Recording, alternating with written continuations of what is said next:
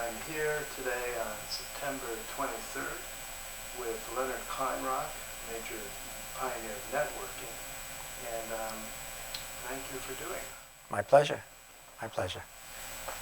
So really, just want to start with your background, your childhood, a little bit maybe about your family background. Well, my parents were Polish immigrants. My father came here after the First World War, became a grocer. We lived in Manhattan. I was born in Manhattan. I was actually born in Harlem, in a hospital that no longer exists, June 13, 1934. I had a terrific childhood. We were pretty poor, but the environment in Manhattan was just so rich and so wonderful that it provided all the stimulation, entertainment, challenge that one could hope for. And I went to a really great elementary school, PS 173, had some really strong classmates, and that helped challenge my learning and educational experience. I went, excuse me? Yeah. No. Toward the end of elementary school, I joined the Boy Scouts, and I was challenged by my scoutmaster after I rose through certain levels of the rankings to become the first Eagle Scout in that troop. And he felt I could do it, and no one else in the troop had become an Eagle Scout, so I decided to take on the challenge. And a couple of years later, I was an Eagle Scout, and it seemed to me to be a challenge that was just almost within reach. It required a lot of effort. I had to go to scout camp a couple of times. Bird study was one of the merit badges, which in New York City is a problem. As a kid, I just thought there were only 3 birds in New York: the sparrow, the pigeon, and the seagull. Turns out there's a huge number that migrate through Central Park. I learned that later. So I had to go to scout camp to see the 40 birds and identify. And I became an Eagle Scout. And camp was out of the city, then? I was out of the city, absolutely. It was a tough camp. You know, they don't pamper you in scout camp, let me tell you. But the reason I'm mentioning that is because it was my first success. It was clearly, you can mark it as a success. It was a challenge, I accepted it. It gave me recognition. But mostly, I recognized for myself that I was able to achieve just beyond my grasp if I set my mind to it. And that stuck with me my whole life. The fact that I could achieve success if I just set out to do it, and if I had a challenge that was worthwhile in my mind. From there, I went on to Bronx Science. It was a terrific education. But even before elementary school, as I was entering elementary school, I was reading a comic book. I loved comic books. And in the centerfold of this Superman comic book was a description of how to build a crystal radio. I had no idea what a crystal radio was. What fascinated me was you could make it out of parts you could find around your home. So I needed something called a crystal. Well, you could make that out of your father's used razor blade and a piece of pencil lead. That was easy to find. And I needed some wire. Well, I found wire in the neighborhood on the streets. I needed an empty toilet paper roll. That was easy. And then I needed an earphone. Earphone was a sophisticated thing, but I knew where I could get one. In the candy store downstairs in the street, I could steal it from the public telephone, and I did. Stole a damn earphone from the public telephone. And now I needed one more part. It was called a variable capacitor. And I knew I couldn't find that anywhere in the neighborhood, but I knew where I could get one. It was down in the Radio Row, Canal Street in Lower Manhattan. So my mother took me down in the subway, walked over to the first electronics store, banged my fist on the table and said, I need a variable capacitor.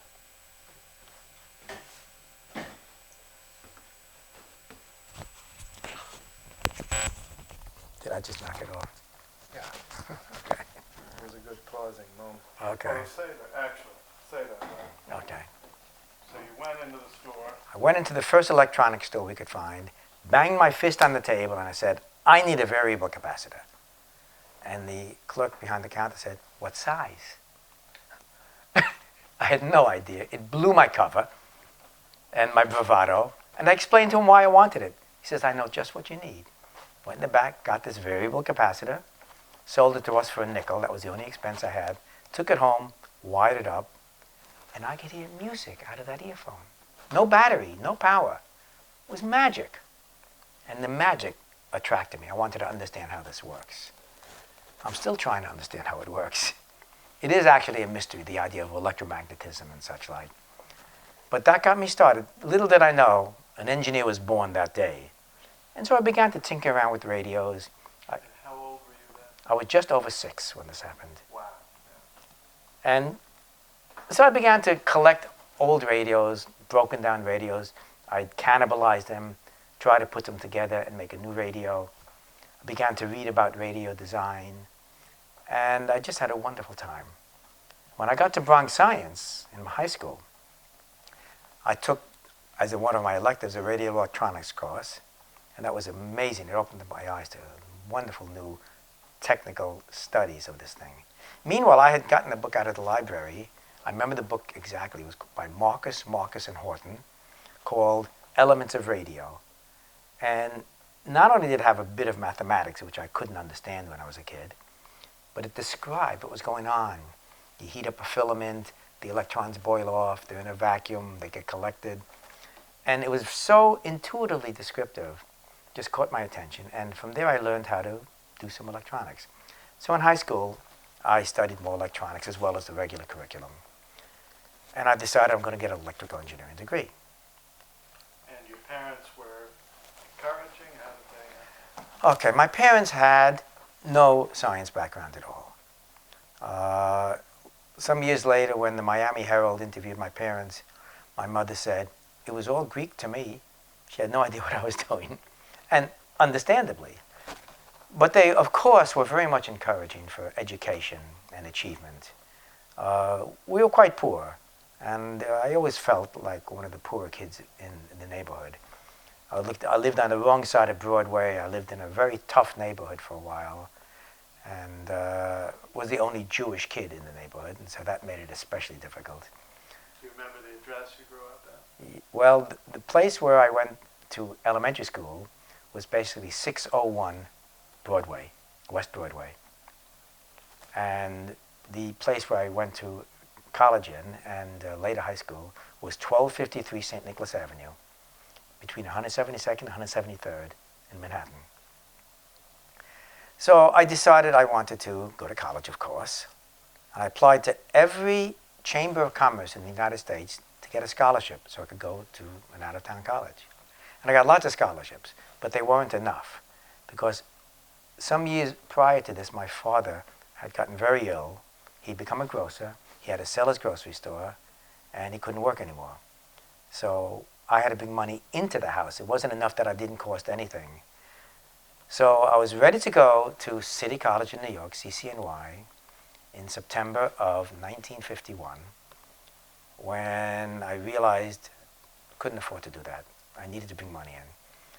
So I got a job in downtown Manhattan in an industrial electronics firm, and I went to night school. And this was actually a rather interesting, in many ways, a fortunate turn of events, because I was working in exactly the field I wanted to, while learning about it in college. And the evening session instructors were folks who were in the daytime working in the field. So they brought not only the theoretical understanding, but the practical knowledge. I'll never forget, toward the end of my undergraduate education, transistors were just starting to come into vogue. And our professor came in, and he held up a transistor, and he said, see this transistor? It's a better thermometer than it is an amplifier, because it was so heat sensitive. And you had to take basically measures to counteract the effect of the varying amplification with temperature change. You never would have learned that from a daytime professor. So it was a rich experience, because the guys and gals in evening session was another collection of people. You can imagine. A lot of misfits, a lot of poor folks struggling, a lot of crazies, gangsters, but that enriched. And by the way, this was shortly after World War II. I entered college in 1951. A few years after World War II, a lot of GI Bill. These guys came back with life experience. as did the fellows I was working with in the firm down in Lower Manhattan. So it was a really enriching experience. It wasn't kind of a straight arrow, narrow world which so many of my other classmates lived in daytime. And people of all ages. All ages, I mean, and you just work really, really hard. I did most of my studying on the subway, commuting down to work and back to school. I would take an 8.5 by 11 piece of paper, fold it in half again, get these narrow columns, put the critical facts on the paper, and study like this on the subway because you didn't have enough room to do that standing up. It was a good experience. Now, did you have brothers and sisters? Yes, I have one sister. She's 2.5 years older than I am. She is not in the sciences. She, in fact, is a psychotherapist. We fought like hell. When I was young, I hit her over the head with a hammer. We had fights. So we didn't talk very much. But I really had a great experience as a kid growing up. I built the radios I was telling you about, model airplanes, and I was totally engaged in experimenting with projects and things and building and taking things apart and putting them together because I really wanted to understand the way things work.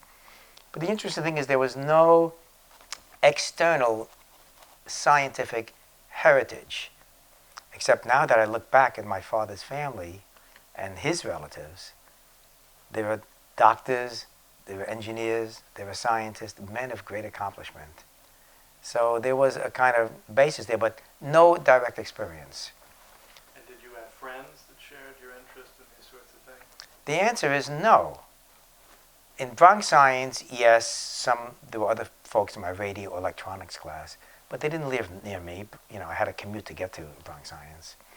In the neighborhood, I never found folks that were participating. The kids from school were interested in softball, which I was also, but they spent their time studying the batting records of the local hardball teams and the professionals. That never interested me. And so I'd play sports, which I loved, but I didn't want to spend my extra time there. And after all, I had to get to Hebrew school at 4 o'clock every afternoon till I got bar mitzvahed. I had to play the violin an hour a day, which I hated. You know, all the extra shackles, it did limit my social experience. I had some friends, but they were not engaged in the activities in which I was really very much interested in. So you felt that was very much a life, sort of an inner life part. It was. And it was a life in which I had enormous gratification. In the Boy Scouts, with the Eagle Scout, and even before, I rose through the ranks of leadership. You know, Boy Scouts taught me an enormous amount about dealing with people, leading them. I became a senior patrol leader, a junior assistant scoutmaster.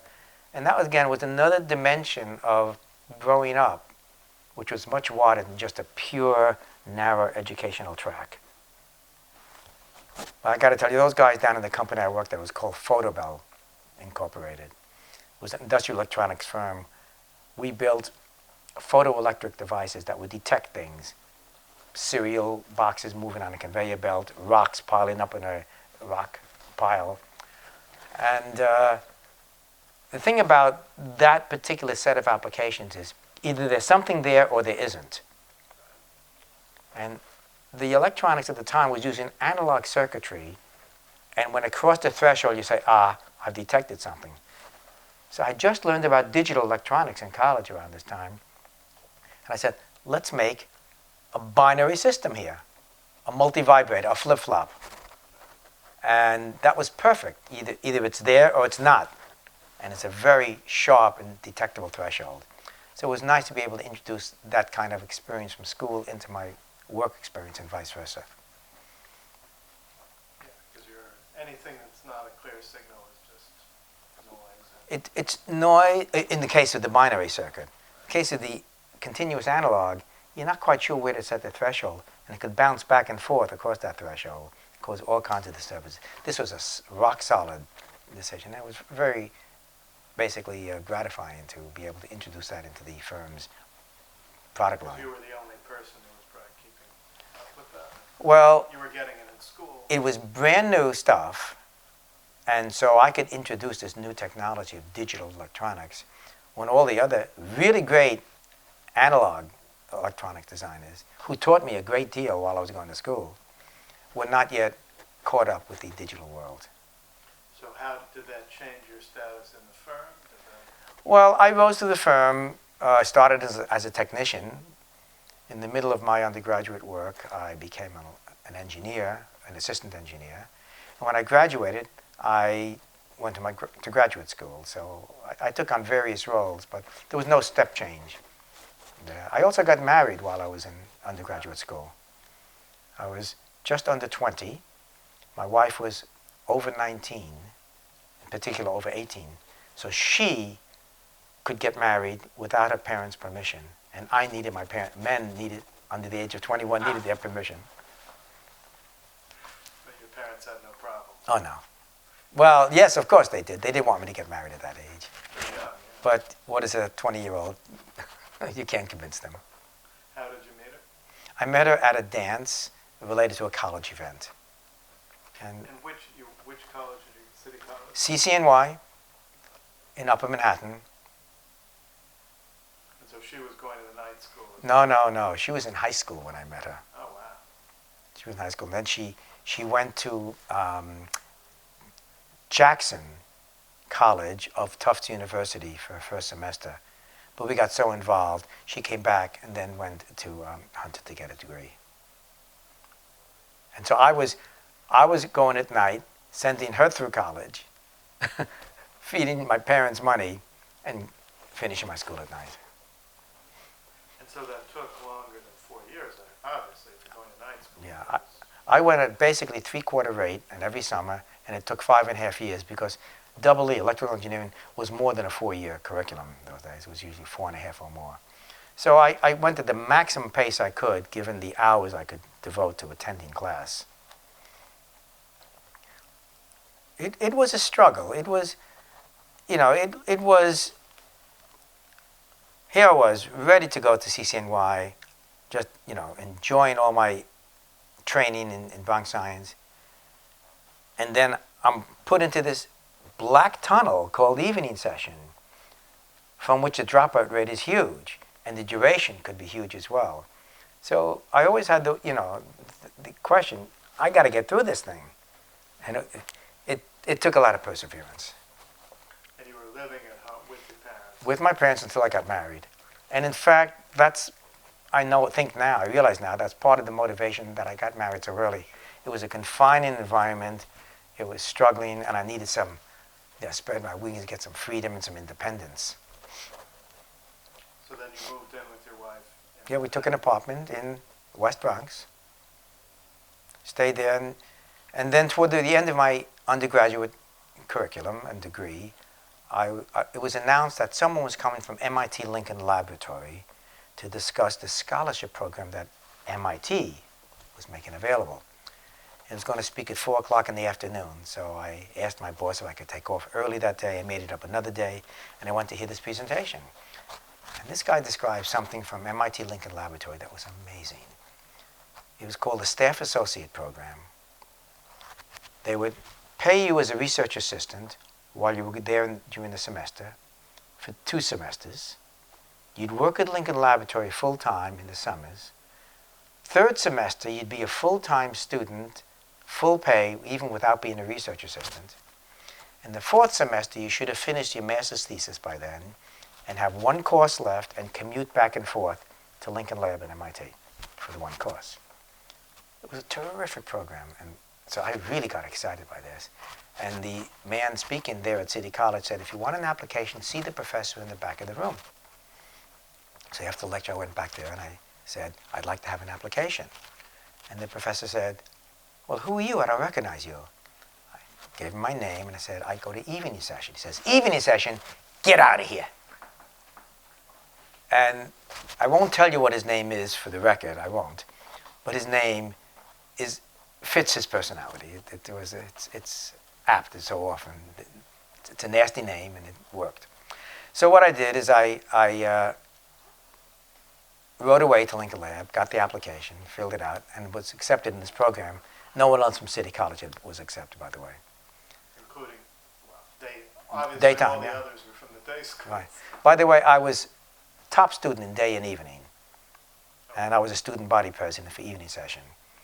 So the credentials were there, and, you know, and MIT had the habit of taking sort of the best students from many colleges around the country, which made it an interesting mix.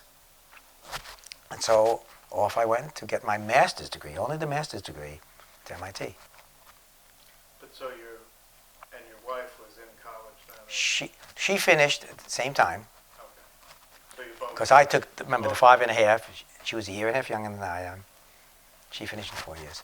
We went up there. She got a job as a medical technician in the Harvard Medical School.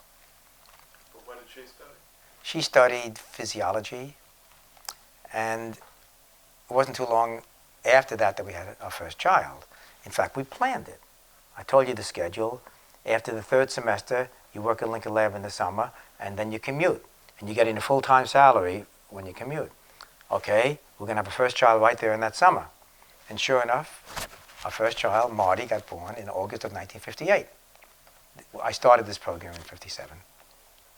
Interesting, when I got in January 57, what's interesting, by the way, I accelerated in high school so that I would end up a June graduate from high school to fit the schedule of universities and colleges. But it took me 5.5 years to get through City College, so I was now out of phase again. So I entered in January. But my first boss at Lincoln Lab, the first summer, was a gentleman named Ken Olson. I'm sure you recognize, he's the gentleman who started Digital Equipment Corporation. Well, 1957 is when this was, the summer of 57. That's the summer he formed DEC. And he asked me to join him. And I said, no, I can't. I'm on this great program. I have to get my master's degree. And I never regretted that decision, of course. But he was a terrific guy to work for. He was, I mean, you'd build something for him, and he'd look at the performance and say, try a little more, make it a little better. He'd never harsh, direct. He just would coax you to improve it. So I built for him something called a variable pulse delay amplifier. You dial in the time, 100 milliseconds, click it, 100 milliseconds later, the pulse comes out. That was one of the first things DEC marketed. They didn't market computers in the beginning. They marketed modules from which people would build digital devices. And thereafter, they began to build their DEC machines and all the rest. The PDPs first. So anyway, that was a very interesting experience. And toward the end of my master's degree, I had done a master's thesis on something called the Kerr magneto-optic effect. I'm sure you never heard of that.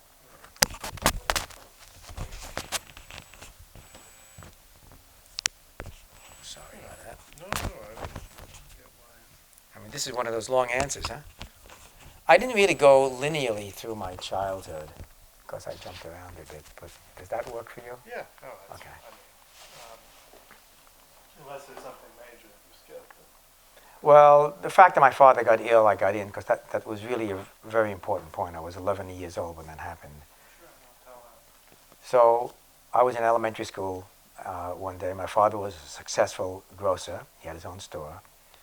And then he got seriously ill with asthma, couldn't continue to work, had to sell his store, and he didn't work for a number of years. And so you can imagine the family economics just crashed.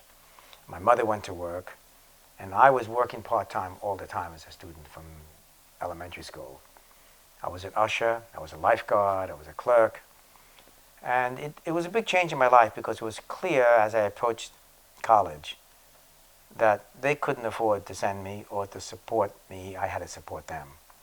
And so I started contributing to the house at that point.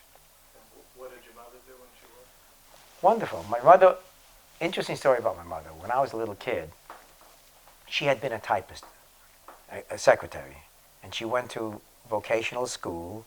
Instead of the academic track, she took the vocational track in high school in New York City.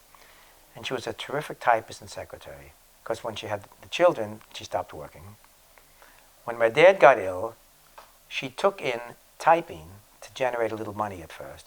And I remember she would type addresses on envelopes. 1,000 envelopes, $5. But I watched, she had this little machine, I watched this woman type, and it was fascinating. I mean, she was really good. So I taught myself to type. thereafter, though, we needed more money, and so she went to work in Barton's candy stores. And she rose up to the level of manager very quickly, and she ran in her stores. And anytime I visited, you can imagine, she would give me wonderful samples of this delicious candy, the turtles in particular, chocolate turtles. So I visited her when I could. And then after that, she took a job in a firm and became the person in charge of their business records. And she actually began to use some automatic data processing systems before she and my father went to live down in Florida. Based on punch cards? Or? No, it was some form of tape at the time. It was not a standard computer at all. It was a very specialized computer for some business processing. I think UMM was the firm that was involved with that. I never visited her there. And did your father work again? Yes, my father, after many years lying in bed, taking all kinds of medications, he found an individual who was a vegetarian, and through the power of this man's personality, brought my father out of it. And the vegetarian diet helped a lot, cutting out milk products, anything that caused congestion. And then he began to work as a clerk, which is a real step down for him, because I saw him as owning his own store, and this guy was terrific. He would wait on 3 or 4 customers at the same time. He'd charm them, he'd engage them, he was zipping around. He in the old days with the paper bags he put the groceries in, you write the prices on the paper bag, you add it up, and that's what you pay. He'd write it down and go zip, zip, bang. I mean, again, really impressive guy. So he began to work as a clerk, and I felt that was a real step down for him. I know he never complained about it. He worked long hours, but he never was able to come back up from that crash, if you will. And then some years later, he was very, very anxious to move down to Florida. And so he and my mom went down there, and we got them a condo, and they lived there. They lived there quite a while. My dad died at the age of 94.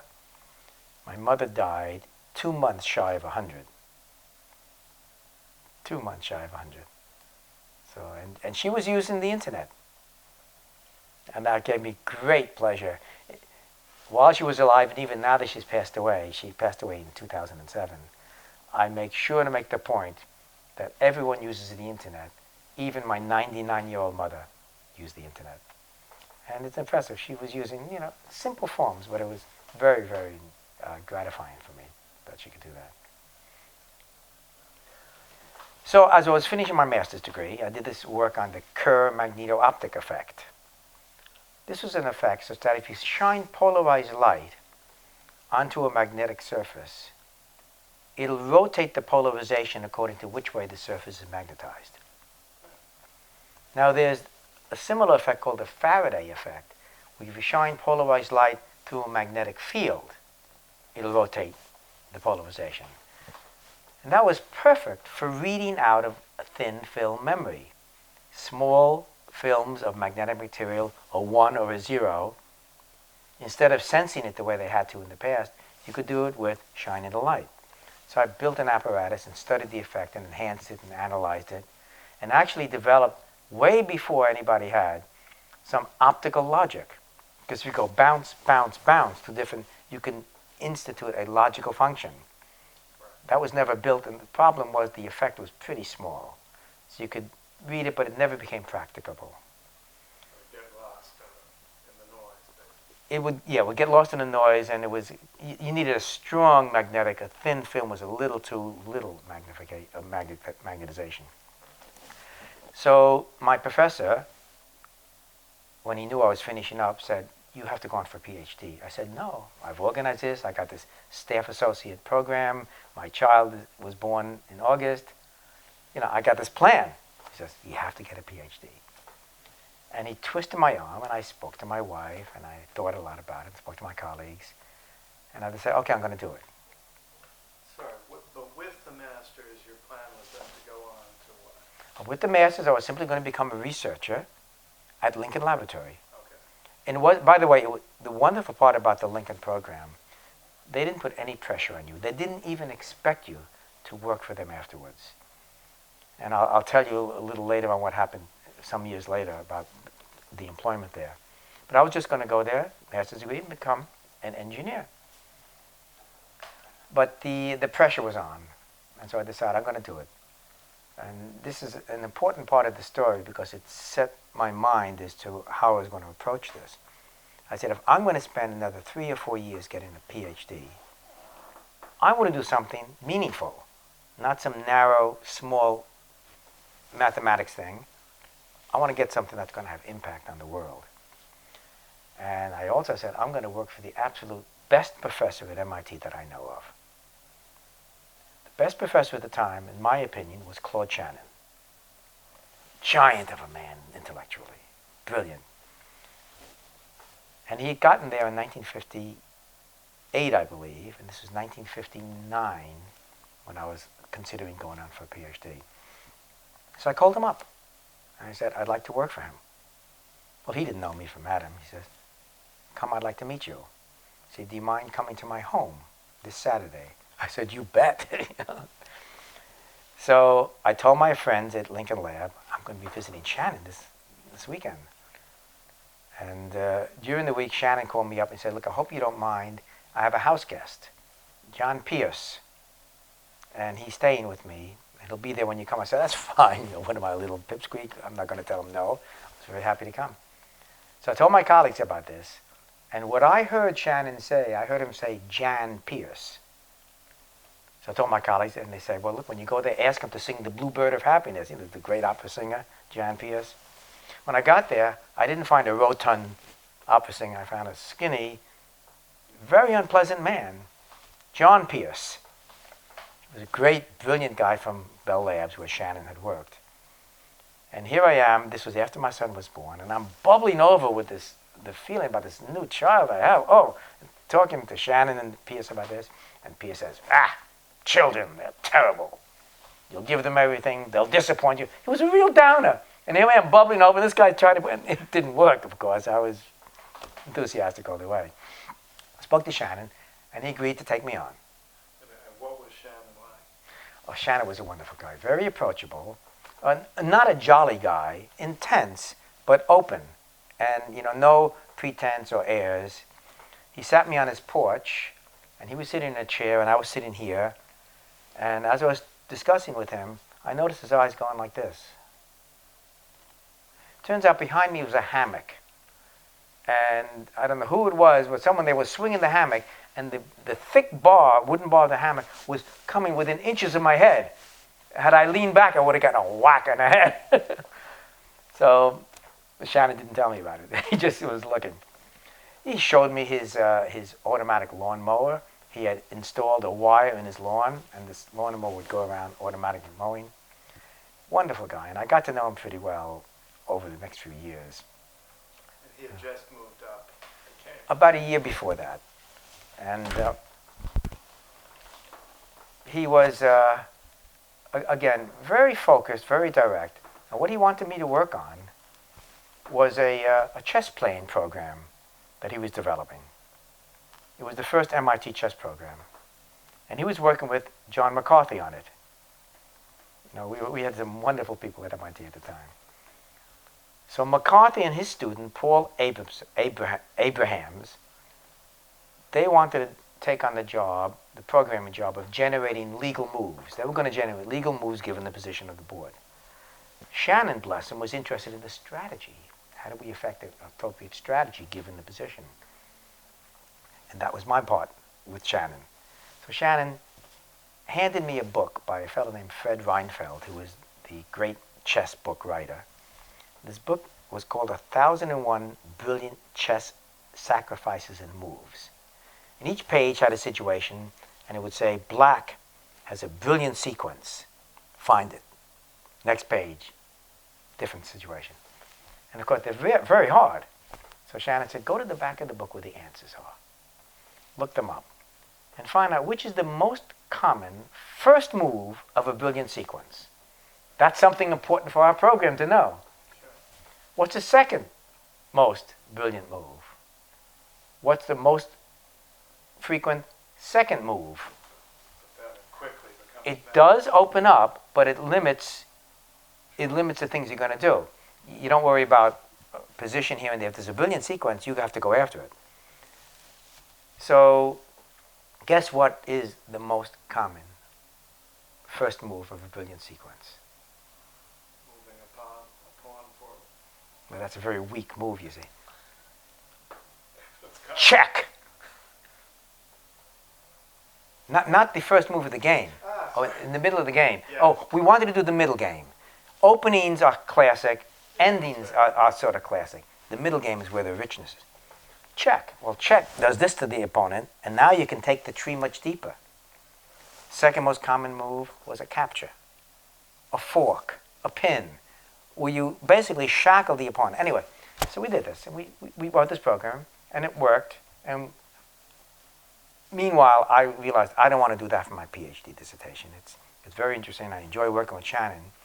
But what was in vogue at the time was Shannon's great work on information theory and coding theory. And I felt that's probably where I would work. But I was taking courses at the time. I took some courses from Shannon as well. And I saw my classmates and the more senior students. And most of them were working for Shannon or Shannon's disciples. And it was pretty clear to me at that time that most of the good work was already done by Shannon. The low-hanging fruit, the really impactful work was there in his 1948 classic paper. And these brilliant students were working on some interesting problems. They were all very tough problems, and they were, in my mind, of small consequence. And I said, that's not what I signed up for. And what courses was he teaching? He was teaching information theory. Okay. He was an interesting teacher, by the way. He developed the courses on his own, and he would use something called a homely example of coding and errors. I mean, he would talk about chopping logs in the north woods of America, and you got to ship them to the lumber mill. But the boxcars are too small to take the whole log, so you cut them up so they can get there. But you want to put them back together. It's an imaginary. Put them back together when you get there. What do? You have to label them. So the analogy, what if someone changes the labels a little bit? That's noise. What do you do? So these homely examples were really very effective. He couldn't do arithmetic very well. If he had to multiply two numbers in an example, he would write them out and do long multiplication. There was nothing pretentious about this man. And you know, he was a great juggler and unicycler at Bell Labs. And when he was lecturing, he would take the chalk, and while he was answering a question or talking, he flipped the chalk and catch it. You know, over here. You know, this juggling capability just came out. It was a nervous twitch, but it was fascinating to watch. Yeah. Anyway, you'd walk into his office. This great mathematician, this great intuitive information theorist. What is he doing? He's got a Swiss Army knife and a differential gear, and he's unscrewing the damn thing. He was very mechanically oriented. He built, I think, what was the first bus for consumer use, for personal use. He took a school bus and converted it into a thing that he could drive around in and sleep in. I mean, and that practical side of him was really the intuitive side, which matched the theoretical side. And when you can put those two together, the power of that combination is unbeatable. And very few people have that ability. Either they're pure theoreticians or pure engineers, make things. But he understood the intuition of the mathematics. I remember one time, he was on my committee. I brought him a solution to a problem. And I brought it to him because the solution was extremely simple for a fairly complex problem. And I couldn't understand, how could it be so simple? You know, it's trying to tell me something. So I went to Shannon. In a minute, he explained exactly how the intuition predicted that answer. And now it all became clear. I mean, and he was always like that, just able to extract out of a problem the essence. And that was an important lesson for me, because that's what I do as a researcher, and that's what I teach my students to do. And that's the big gripe I have about research today. And let me advance to that right now. Much of the work you see presented at conferences in the performance evaluation area is the result of a simulation. They give you a problem, a wireless network problem, a mesh network, a computer performance problem, and they'll simulate and they'll show you the performance. Here's the way it behaves. And they'll say, there's my answer.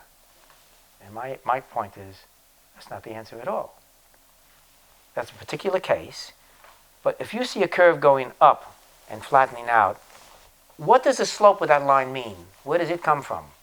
If it flattens out here, why there? What's the asymptotic value? Analytically, in terms of the parameters, not the particular numbers you put in. And if you don't understand that, you haven't learned anything. Well, Shannon was able to make that match all the time, and he taught me to seek that, and I became actually fairly good at it because I always ask myself, what is this result telling me? What does it mean? How does it generalize? Anyway, let's see, where was I? So, I But I mean, the way he thought, obviously this is not your personal experience, but he was somewhat of a misfit at Bell Labs as well, right? A misfit, everyone was a misfit there. All the greats were misfits. He had his idiosyncrasy of bicycling on the unicycle up and down the halls and down the steps. But each of them had their quirks. I mean, look at the people that were there, I mean, and the work that came out of there. I mean, Richard Hamming was as quirky as anyone, and Steve Rice and McDonald, all those people, they were unique characters. And Bell Labs encouraged that kind of mind and intellect to come in and interact. That's gone now. That's one of the great losses of today. When he came to MIT, he fit in well. He became part of that. Well, when he came to MIT, when I saw him, he was teaching. He took on very few students, very few. And notice he went into chess. He went into artificial intelligence. One lecture that he and I guess it was Minsky gave to the graduate students. You know, one thing about MIT, there'd be these colloquia, and these greats, the Shannons and the Minskys and the McCarthys and the Huffmans and the Wozinga, would get up there and talk to you, and they'd describe a project they wanted to get involved with. So I remember Shannon got up there along with Minsky. They wanted to build an artificial hand. And again, example of Shannon's wonderful insight. You know, Minsky was talking about the software and some of the pulleys maybe. Shannon got up and he said, look at the way the arm moves. It moves like this. It doesn't go like this. As a robot would, you'd build it parallel to... You have to feed yourself. This is an evolutionary trait in mammals. I mean, that kind of observation was, you know, he just saw things the right way. So he branched out into much more than just information theory. And he preferred to supervise people not working in information theory. He had his disciples take on many of those people. But for example, Ivan Sutherland was a student, sketchpad. I mean, it wasn't information theory. It was graphical user interface. It was object-oriented programming and all the rest. So you ask, how did Shannon fit in? He fit in okay. He was a good teacher. Didn't teach too many courses. It was a privilege to work with him. Norbert Wiener was there at the same time. And those are the two sources of what we now call communication theory. You know, just to digress for a moment again. Shannon and Wiener both did some great work during World War II. They were both interested in combating noise. And Shannon worked in cryptography and communications. Wiener was interested in automatic fire control, predicting where the object will be. And in both cases, you get a signal with noise in it. And Wiener was very good at eliminating noise, the Wiener-Lee filter and all the filtering and extrapolation, all the rest. Shannon was interested in cryptography, but they both came to the same conclusion independently. And it's a very wonderful insight again. At that time, it was clear that noise should properly be described statistically. You can't predict it typically. they both recognized that the signal you were trying to send should also be described statistically. And that's surprising, but when you think about it, if there's no uncertainty in your mind as to what I'm going to send you as a signal, then why should I send it? If you know what it's going to be. So it's a probabilistic event. Brilliant observation. Now Shannon, well, Wiener took that and he said, okay, we're going to work and we're going to play around with the signal I receive and by very clever means extract the signal plus noise and pull the signal out of it. Yeah, but what you just said sounds a bit like what he assigned you with a chess. Well, in a way, there was a signal in the results. But this sort of probabilistic, what's the most likely? Yeah, probability was the key to his thinking. Now I'll describe that in a moment. But Shannon added one more piece. He said not only is the thing I receive statistical and has to be worked on, but I can prepare the thing I send. I can doctor it up so it's best suitable for the noise it's likely to combat. That's called coding theory.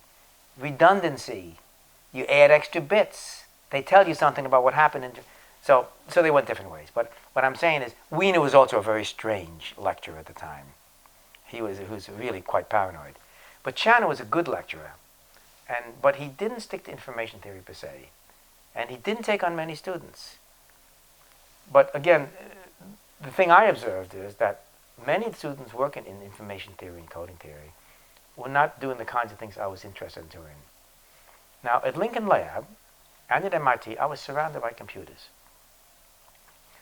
And they couldn't communicate with each other. And I knew that sooner or later they're going to have to talk to each other. This would be a big thing. It's going to revolutionize where we're heading in this world of technology. And no one was working on that problem. And I had an approach to it. So this was perfect for me. Low-hanging fruit. I think I see how to do it. It's a hard challenge. If I do it right, it'll have meaning. So I set off to do it. So because that's something, so people like Shannon and Wiener are working, obviously, on information surrounded by computers, but they didn't explicitly set that as a goal. They never articulated that, no. Okay. But Shannon was on my committee, by the way. He was very happy to be on my committee, but he was not my supervisor. My supervisor was a fellow, Professor Ed Arthurs, who was, again, a brilliant guy who had thousands of ideas, half of which were good and half of which were not good. The trick was to filter out which half. But he was interested in this problem because he had been working on a classified study called the Barnstable Study about a military classified project, which he couldn't tell me about. But the concept was communication of data, having computers talk to each other. So I recognized this was a problem to work on. I set out to do it, and I launched the research in that area. And how did people react to that as a problem? Okay, so people didn't recognize that this was an important problem. Again, Shannon thought it was good to work on. Arthurs felt it was important. And the third member of my committee I got out of the operations research area, the Sloan School, a fellow named Herb Gallagher, who knew something about queuing theory, because I recognized the tool I need to evaluate data networks has to talk about throughput, response time, buffering, backlog, priorities, and it would be stochastic. And the key idea in all of this, the key approach, was that A, the telephone network could not solve this problem because it was used to continuous communications and data, and communications of voice. And in the data world, you occasionally send out a burst and then you're quiet for a long time. And the telephone network would use this technology this application very inefficiently. And I can explain why it was inefficient, but I recognize we have to take the communications resources and use them efficiently by sharing them, making them available on a dynamic basis. So when I send a burst of data and I'm quiet for a long time, you should be able to use those resources for your burst. And 100 other people should be able to interlace their bursts of excitement and long periods of silence, which was the case for data communications at the time. Did people look at all at telegraph, telex type networks, which are a little less they're not inherently as circuit-oriented as boys, right? So the existing network that was most like what I was conceiving was the telegraph network, because it was sending in bursts, it was sending digital data, and it wasn't a continuous communications. The trouble is, there was no analysis of how it works, there's no optimization, there was no architecture. It was very simply, bits going down the line. And the way the technology was working in those days is you had a link between two telegraph centers. It comes in from one to the other. When it hits here, they punch out a paper tape. They tear off the tape. They walk it across the room. They say, well, where should I send this? Send it to Boston next. Reads the tape. So it's very crude. I mean, the routing is all humans. It was all humans. And, they had some aides. They say, I know who's busy right now. So the routing was not there. The error correction was not there. The evaluation, the analysis was not there. And the idea of understanding the principles was not there. What is that drives this to work well here and not there? One of the things I very rapidly found in my own research was that bigger is better. More traffic and more capacity is a big win, not only for the economics, but for the response time, for the efficiency, for the throughput. And I could prove that mathematically. And why is that? Well, Or is there not possible to explain? No, I can, but let me back off as to why queuing theory was important. Queuing theory is the perfect a queue is the perfect mechanism for sharing a resource. If I'm the server and data comes in, or people come in that want to be served, I'll serve whoever is in the line. In some order, maybe last come first serve first, but I'll serve what's there. I won't sit by idle waiting for something that hasn't yet arrived. The telephone company did that. If there was a connection being used, and that conversation went silent, the connection was still devoted to that now silent conversation. For voice, that works because the inefficiency is not so great. For data, it's far too inefficient. So you can't let a communication resource be dedicated to a particular communication link. It should be for many conversations, many sessions. A queue allows that. It says, here's data, I'll send it. Here's data, I'll send it. So it's very good at resource sharing, dynamic access. You get it when you need it, and you don't when you don't. So, why was this scaling effect working so well? Well, first of all, queuing theorists who had been around since 1917, when Erlang started queuing theory, they had no idea that this scaling would work, because they didn't believe a server could be any faster, couldn't work any faster than 1 second per second. A human clerk can do 1 second of work per second. A data line, a communication line, you can have 100 bits per second or a megabit per second. So you can scale up the speed of the server.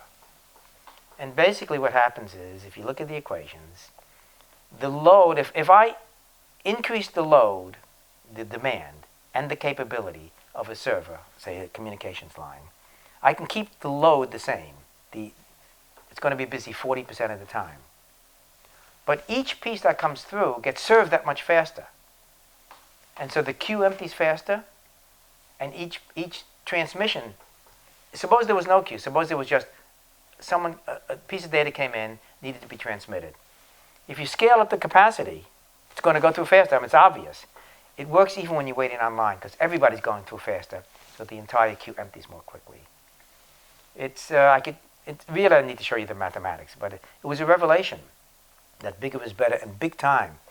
You can drop the response time, you can increase the throughput, and increase the efficiency all at the same time. I mean, what else could you ask for? So that was a consequence of the model I set up. The challenge of my own work was to set up a model of data communications, think about what the routing procedure would be, think about what the topology should be, think about how large the capacity should be in each line, and then optimize all of that. So the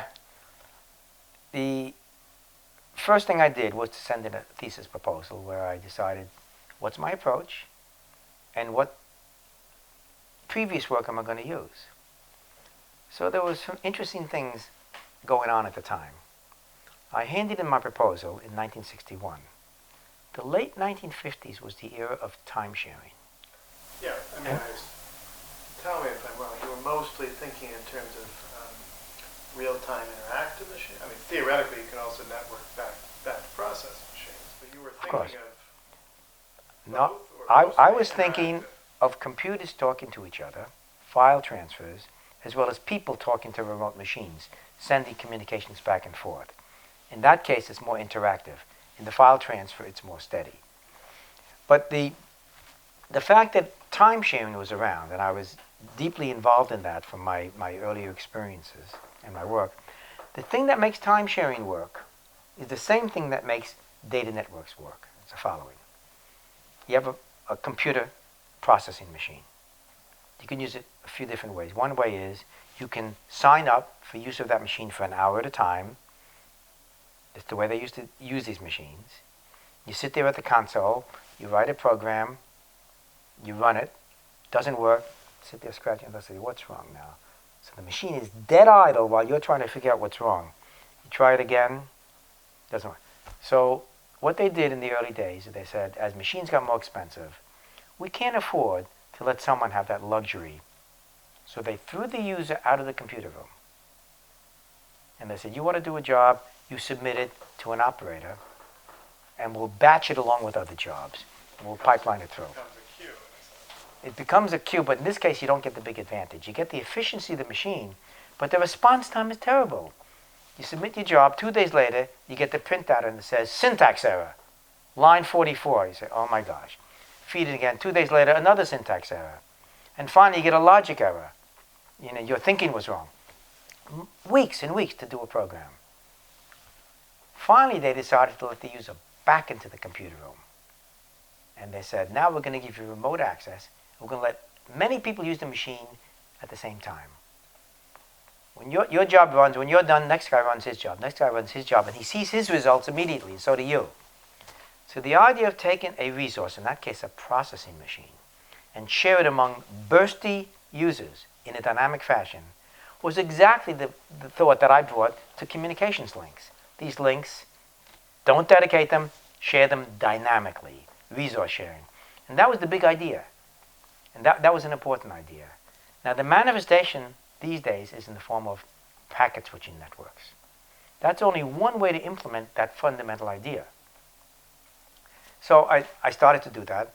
I developed the model, and the mathematical model that I needed, recognized that I wanted to do the sharing in a queuing network, was there had been some work in 1957 by a fellow named James R. Jackson, where he created a job shop model where jobs moved around in a job shop to get processed here. Something is cut here, threaded here, screwed here, welded there, from station to station. And he made a model of random jobs moving around in a random environment. And this model was very appropriate for my computer network. Data moves around, gets processed along the way, hop, hop, hop. The trouble is his model assumed a kind of no direct path. It was a random path that he talked about instead of a known path through this job shop. So I took his model, I modified it, took the ideas of resource sharing. And what made you think of this model as being appropriate or relevant? Well, I recognized that with this dynamic resource sharing, that a queue is the right solution. So I started studying the queuing literature. Okay, in all sorts of fields. In all sorts of fields, but his work on networks of queues was almost the first work on network. I knew we had to go hop, hop, hop through a network. Well, what happens when you go from one hop to another? What's the total response time when you go down a path? He had thought about that problem, so I took his model and adapted it. Wrote up a proposal saying we're going to take a case where we have nodes that store, sort, correct, route things called data messages. We're going to use the model for how the performance works. And I'm going to look for all the obvious things, the throughput, the response time, the buffering, and all the rest, the correctness, the routing. Submitted his proposal. And it was accepted in, I believe it was June of 61. I submitted in May of 61. Or maybe it was April. I think it was May 61. So I started working on this. And I recognized very soon that when these messages arrive at nodes, there's competition.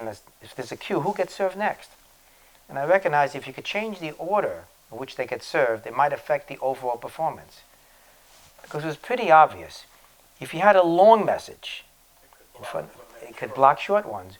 Let the little guy through. It doesn't hurt the big one much and helps the little guy a lot.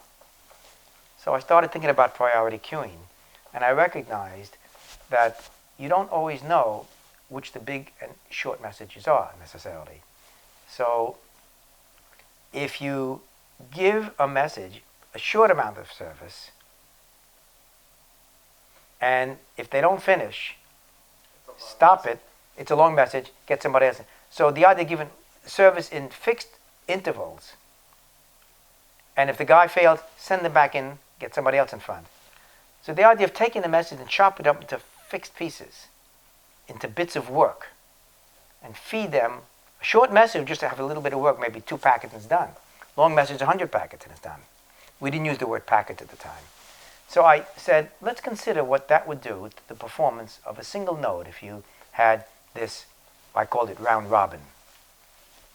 And I was able to evaluate it exactly, mathematically, and show that this was great in reducing the problem that we recognized. Long messages in front of short ones is a real problem. And I showed exactly what the performance was as a function of the message length and the packet length and all the rest. So I published that paper in a report at MIT Lincoln Labs.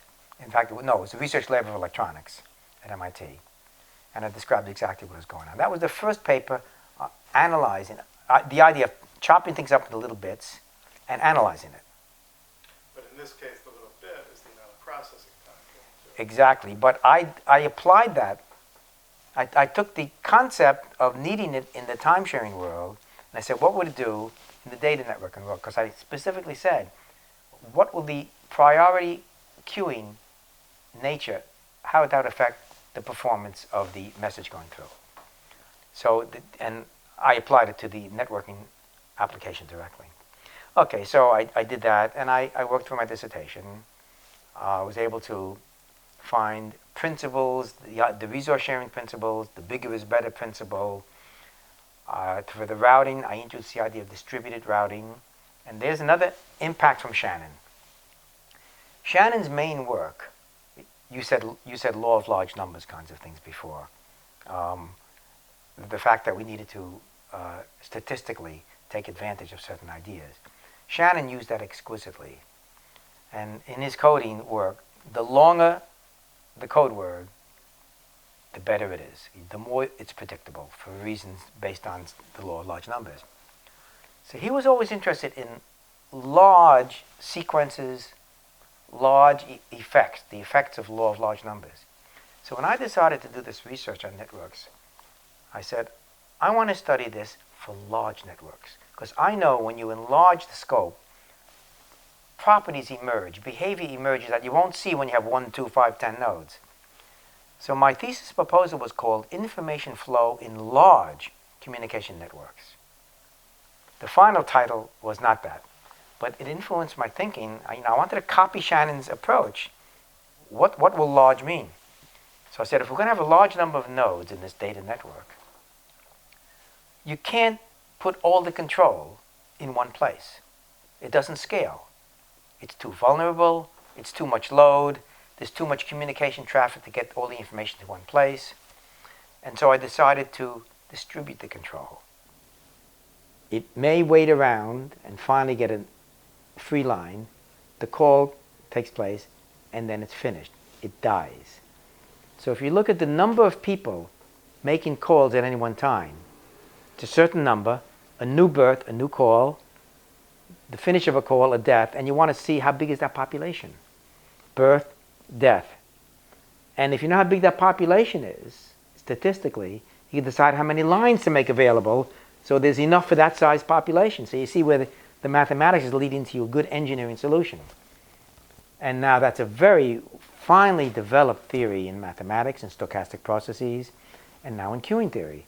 And I use the same technology, and I developed some more, because that model is such a beautiful model for solving all kinds of critical problems. Anyway, that's Erlang. But And so you were reading him as you were? Well, when I needed to find out about queuing theory, I looked around at the books that were available, and the best book I found was by Philip Morse. He had a book called Queues, Inventory, and Maintenance. And it was, Phil Morse was a great, great mathematician. He wrote some really, Morse and Feshbach, that's the Morse of Morse and Feshbach. If you don't recognize it, that's okay. But his book was sort of a strange view toward queuing theory. It was his particular view, and it wasn't sort of an introduction and developed to more advanced stuff. So I started looking around some more, and then I dove back in the past, and I found Erlang's work, which was now more formal, and I found some of the very mathematical books by Tkach, by Kohn, by Prabhu, some of the more theoretical books. So I taught myself queuing theory. And later on I started teaching the course and developed my own book, which took it out of the mathematical realm alone and brought it into the engineering/mathematical realm. Because I had to talk to engineers who were going to use this, had to learn it and then use it. So when I wrote my books in the mid-70s, it was with an eye toward making it accessible to electrical engineers who were very good in mathematics, but needed to see the way in which the theory tied to the problems they were trying to solve. So you had mentioned that you were certainly around time sharing a lot in that period. Describe your involvement. So time sharing was the rage in the 50s when I became a graduate student. Computers were being built all over the place, and at Lincoln Lab there was a particular group, it was Group 22. The head of it was a fellow named Wesley Clark, and he was developing the first transistorized computers, TX0, TX2, and those are the machines, in particular TX2, on which I did my simulations and learned all of my computer technology. That group was developing time-sharing systems to run on the machines they were building. And time-sharing was just developing all over the place. Time-sharing in the late 50s was being developed in a number of places. And people were proposing time-sharing algorithms, who gets served next and for how long, so people could share the use of the computer. And at Lincoln Laboratory, we had the TX2 machine, and that was another very elegant time-sharing system. And we're constantly trying to find ways to introduce new algorithms to get better performance for the users. But there was almost no analysis as to how these new algorithms would perform.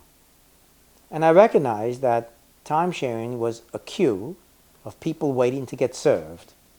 It was a priority queuing system, who gets served next, and it was a highly preemptive priority queuing system, which means when someone's being served, you can throw them out of service, put them back in the line and serve somebody else if there's a reason to do so.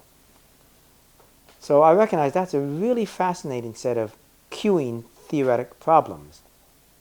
So I jumped in, and this is after I finished my dissertation, and recognized all the queuing theory knowledge I had and expertise could be used to analyze not only computer network systems, could be used to invent and analyze priority queuing systems and time-sharing systems, because both of those concepts were being used in the data networks. How are you going to serve the messages? So I was able to satisfy the time-sharing community with results that they could use immediately and develop techniques which I could then use in data networks, none of which existed at the time. The dilemma was when I finished my dissertation, in 1962, I handed in my dissertation. Nobody cared. Nobody was building data networks. There was no data to send. Machines weren't talking to each other. So I kept developing the theory and improving it and finding applications in the time-sharing world. But these were directly transferable to the data network world because we needed a kind of priority queuing system in every node to improve the performance of the traffic that was being served by these various nodes.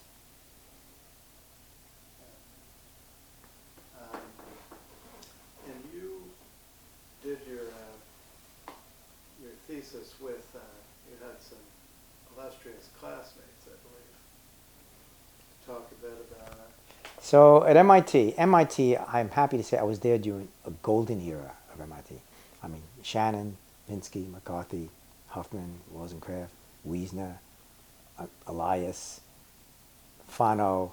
I mean, these guys were giants. And happily, the graduate student population were also a bunch of brilliant people. My classmates, who have remained my colleagues and friends through my entire professional career, were names that are well known to this oral history. Larry Roberts was a classmate of mine. Ivan Sutherland was a classmate of mine. Who else would you recognize? Tom Stockham was a professor when I was there. Irwin Jacobs was a student of Ed Arthur's. Irwin was his first student. I was his last student. He graduated 5 students. Irwin became a professor while I was at MIT, but he was a graduate student at first. So the people there were just enormously capable, doing magnificent work. And the thing about MIT, Tom Kyleth, for example, Jack Ziv, these people more in the information theory and communication theory side.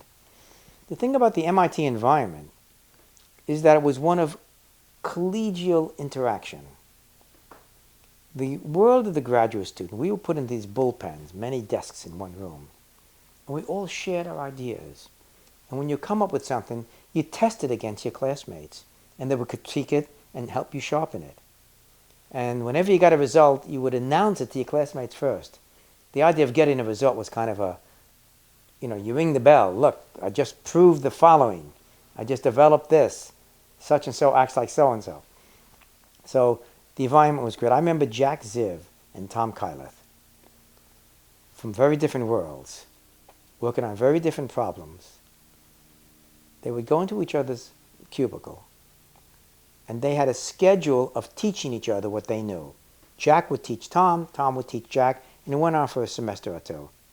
It was, the kind of intellectual attitude and enthusiasm was overwhelming.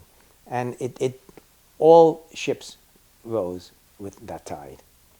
It was really magnificent. And so, I would discuss with my results with particular Larry Roberts and Ivan Sutherland, because Larry was also a staff associate at Lincoln Lab getting his PhD. See, when they urged me to go on for my PhD, they said, we'll do it with another staff associate program. So they paid for everything in the same way. It was a very, very liberal approach by MIT Lincoln Lab. And the work I was doing in the summers was fantastic. That's where I met some of these people. Ken Olson, Wes Clark, Jack Raffel, Frank Hart, on and on. And you were doing things for Ken Olson throughout this period? No. Ken Olson, only 1957, he left. Then I started working for Jack Raffel on thin magnetic films. That's why I did the Kerr magneto-optic effect. And then when I started working on my data networks, I was working there in Lincoln Lab on those problems. Because they encourage research and they encourage interaction. So the environment was very strong. And the kinds of things I was able to do were just gratifying. I remember when I had to make my thesis defense, it consisted of 2 parts. An oral part where you describe the analytic and the optimization and the mathematics, and then a demo. Because I had written a very extensive simulation program to prove out my ideas. It's not enough to just put it on paper. You have to show it works. And so what I did is I wrote this long simulation where I ran a system, a data network, without the assumptions that I needed for my mathematics. And then I compared my mathematics predictions with the actual results of the simulation, a very realistic simulation, and they were almost right on. So it showed that the assumptions were very good. Well, I had to present this as part of my demo of my thesis defense. Larry Roberts did the same thing. He had basically a 3-dimensional hidden line program he developed. Ivan had developed Sketchpad. So the 3 of us gave our demo part of our thesis defense simultaneously to the union of our 3 committees. So there was Shannon and Minsky and Arthurs and some really wonderful, about 7 professors there. And we did it. We did very well. Ivan did his Sketchpad thing. And one of the things he used Sketchpad for was to build a truss for a bridge. And he would then put constraints on the members of that truss, which were inconsistent. Because one of the things that Ivan did was he was able to recognize you can't always get exact solutions. You'd look for the best approximate solution. So he put in inconsistent constraints, and the truss would have to adjust itself to end up with the least stress and strain on each member, still satisfying the constraints of being so long, in this position, or not exactly that position, etc. So he showed a very nice demo, and then while he was facing away from the computer, talking to the committee, Minsky wandered around to the computer, and he created his own truss problem. He put in constraints, and he said, satisfy. And this thing started trying to satisfy it. And it was an unstable situation. And the elements were exploding on the screen and ballooning out, and Ivan didn't see this. This craziness was going on behind him, and we were looking in horror at what was going on. Finally, Ivan turned around and laughed along with the rest of us. But that's the kind of individuals I was privileged to work with. It was a magnificent group. And so when you all gave your demos, it was literally back-to-back in the same room. Same back-to-back, exactly. And with a graphics terminal for... Yeah, it was the TX2. It had a wonderful screen. We had a light pen, so it was interactive and graphically very good. And we all, a lot of that technology was developed by some of the people in the room right there. For example, Larry developed something called the Lincoln Wand. That's still not available these days. I think with Connect, this is the first time you see that. He took a long baton, he put a microphone at the end with a wire into the computer. He got 4 spark plugs, one on each corner of the display, and they cycled around, blip, blip, blip, blip, rather quickly. And this microphone would pick up the blips. And looking at the time delay from each, you could tell where the wand was in 3D space. So you could have these virtual points up here, just the way we do now with simulating people in today's high technology. The light pen was developed there. Sorry, you gave me actually a film of the Lincoln Wand. Yes. But I mean, this was primarily as a kind of, three-dimensional mouse. Input device. Used for virtual reality, sort of. Absolutely, Okay. but there was no virtual reality used Right. there. Simply, it was a pointer. And in fact, it wasn't used very much. It was more a demo. The light pen was used by everybody. And that was a very useful device. I mean, I used it. We had all these control buttons. The user interface was terrific. At any rate, the environment in which you find yourself is as important as the contribution you make, because it makes that contribution all the more effective and dramatic in the sense of it lifts you up. It, like in the Eagle Scout, it sets a target out there which you just have to reach a little harder to get, and you go after it. So, graduated from MIT, ready to go to Lincoln Lab, be a researcher. And Lincoln Lab, in their wisdom, said, before you come here to work full-time, look around at what's available out there in the world. I mean, don't limit your horizons. And so they encouraged me to, and I did, take a tour around the country at various research labs to see what there was. I came out to California to Hughes Malibu Research Lab at the time. I checked with some of the other defense industry research labs. And since I was coming out, I was encouraged to visit Berkeley, University of California up north, and just talk to them about possible position there. I was not interested in teaching. I wanted to be a researcher. Although I had done some teaching at MIT, and not just as a teaching assistant, I took over a whole class for a semester, and I found I loved it. But it never occurred to me to it never occurred to me to get a PhD. It never occurred to me to become a professor. It was not in my vision. So I went to Berkeley and I gave a lecture there. And one of the people who interviewed me was Lotfi Zadeh. He was one of the big people in linear systems. And I left, at that time, the chairman left his position as chairman. New chairman came in, and they lost my file. So over the next month or two, I heard nothing. Suddenly, and this was the spring semester of 1963, when I was basically spending a lot of time at Lincoln Lab and some time at MIT. And who comes for a sabbatical? Latvizada. And he meets me in the hall. He says, "Kleinrock!" He was not as friendly as that when I was interviewing. And he says, "Hello, hello." And he thought that I wanted a job as on faculty. So he contacted one of his good friends here at UCLA, Balakrishnan. And Balakrishnan invited me out here to interview for a job. And I did. And I quickly got an offer. And now here I am sitting with an offer as an assistant professor all the way across the country, 2,500 miles. You know, in those days, that was like out west.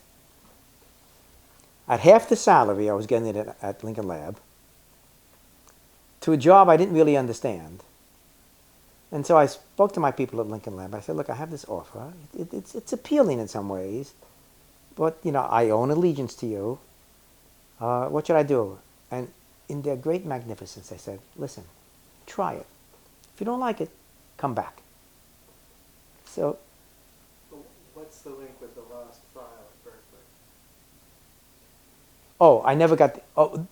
Zada thought I wanted a faculty position. I didn't. Okay. So Balakrishnan suggested I interview. I said, "All right, I will." Ah, okay. So it was an accidental interview in a way. It was not something I really wanted. So I came here, and I'm still here. Well, you tried it. Yeah. And I have to admire Lincoln Lab's attitude, the people that I worked with, and that environment at MIT, which was so collegial, and somehow you grow in that kind of environment. So, and I want to make that point that culture matters very strongly, because it's going to come back later when we talk about the ARPANET development. It's key. It's sort of again another golden era that which I was privileged to partake in. So you came out here. Okay, so I came out in August of '63 with my I had 2 children by this time. Drove across the country. Started working at UCLA. Started teaching information theory and some minimal networking theory, but it wasn't all the vogue at the time. Nobody in the industry was interested in data networks.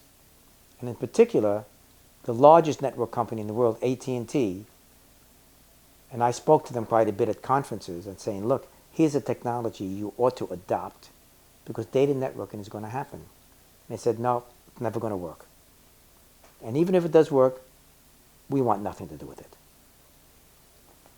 And I remember having discussions in public with those telephone companies at the Spring Joint Computer Conference and the Fall Joint Computer Conference. Long before the ARPANET was conceived, there would be these panels. On one side were the telephone guys, in public, a 10,000 person audience. The other side, us data guys, the computer scientists. And we'd say to the telephone guys, "Please give us a good data network so we can move data around." And they would say, "What are you talking about? The United States is a copper mine. It's got telephone wires everywhere, copper wires. Use that." We said, no, you don't understand. It takes you 35 seconds to dial up a call. You charge me a minimum of 3 minutes of talking time, and I want to send 100 milliseconds of data. And they said, "Little boy, go away." Now, interesting comment. Little boy went away, and a bunch of us ate their lunch eventually. But they were right for the short term. There was no revenue in data. There was no data. They were making huge amounts of money on voice communications. And the network was serving the voice very well. Well, and they were also connecting time sharing to some extent and profiting. But that was not a big revenue for them. I mean, they were probably looking at that as, well, here we are connecting Yeah. computers to terminals. So we know how to do it, but that was not the nature. There was not sharing. When I'm connecting to the machine, that's just me going to the machine. No one else is going to share that line. Right. But deep in the network, you got millions of people sharing. You're quite right about that. So I continue to do my work, publishing, developing students, because there were wonderful problems left in this area. And so I started churning out a small army of networking experts until interesting things happened with ARPA's interest in networking. Step back just a little bit. So you came out here and you were hired as professor. An assistant professor, $7,500 for 9 months, and all the consulting you could do on 1 day a week. And that mattered because I did consulting to supplement my income, and I did take summer jobs as well as a consultant or whatever. For what sorts of things? Well, I remember I worked for a company called Babcock Electronics down in Costa Mesa. It was, again, a kind of military application to provide communications for the military in the field. And I introduced some of these ideas of data networks, and they were very well accepted, but the implementation just didn't happen in that time frame. But being a professor, I found I loved. I remember one of the first classes I taught was an extension class, which meant you could take a day or evening. And so it occurred in the evening. And so a lot of the people coming in were from industry. They could get credit for it. And so most of them were older than I was. And I'm teaching this little squirt with the crew cut, young, these guys, these experienced guys out there. And I'm in the first couple of classes, they start throwing these questions at me. And they were challenging questions. And I realized they were really trying to squash me down. So once I realized that, this question came at me at this level. I answered it at this level, and I went bang, bang, bang. And I nailed that guy into the ground, and then there was never any question. You know, that was the test. But I remember it suddenly clicked, here's what's going on. And I had to, you know, open up the full artillery. Yeah. And it worked. But I love teaching then. I love it now. And it's a remarkable profession. I mean, I could list a dozen things that make it the world's best profession. I mean, if you like teaching. Unfortunately, a lot of faculty don't like teaching, so it's a misery for them. But I enjoy teaching. You're working with brilliant students, undergraduate and graduate. That keeps you young. You get to do the research on anything you want. It's your choice. You don't really have a boss. You're independent. You can put extra effort in through consulting or other kinds of jobs and get more gratification, be it financial or challenging. You get to travel. The best people in the world come through the university to lecture. You're independent. That's a very important quality. It's a prestigious job. You're doing good. It's gratifying in so many dimensions. It just goes on. And it does keep you young. There's no question about it. You know, just the brilliant young minds coming through. And the best way to learn a subject is to teach it. So I just love teaching. And so that's the reason I stayed. And so the environment was terrific, except nobody cared about networking. And that was surely disappointing because I kept working at, you know, developing the technology. What's interesting is that in parallel to what I was doing, Paul Barron was working on a similar technology with similar kinds of problems over at Rand Corporation. He was mostly concerned with vulnerability of networks, and he built in redundancy into the links. And then he began to think about it some more. The chronology is that in April of '62, I published that paper on chopping messages into packets and serving them independently, fixed link packets. In September of '62, Paul, who'd been working on this, published a paper talking about packetization. Nobody used the word packet at the time, just message blocks, and some routing issues and some other issues like that. We had no idea of each other's work at the time. It was totally independent. In 1964, he published his very large set of reports on this. In 1964, I published my PhD dissertation. It was the first book on networking. It was called Message Flow in Communication Nets, Stochastic Message Flow and Delay. And so that work was going on. But Paul experienced a similar thing. He tried to get AT&T to adopt this technology. He got the same stiff arm. They then tried to take it to one of the branches of government, and they said no. At that point, Paul stopped beating his head against the wall trying to get it adopted and wouldn't have to do other things. I stuck with the networking because it was an object that was, in my mind, great value and a great challenge analytically, theoretically, and technologically. So you were talking about taking a message and chopping it up in terms of processing, but the message could be any length when it came in. Yeah, when it came in, it could be any length. Chop it up into fixed length packets to move it through. I considered many things. I considered keeping the message in its entirety and using priority queuing, which one of the messages in its totality gets served, in what order. Also breaking it up into smaller pieces. And I examined all of those analytically, and a number of those in the simulation as well. Paul chopped them up also into message blocks, fixed length blocks. And he was more interested in the architecture and the engineering aspects.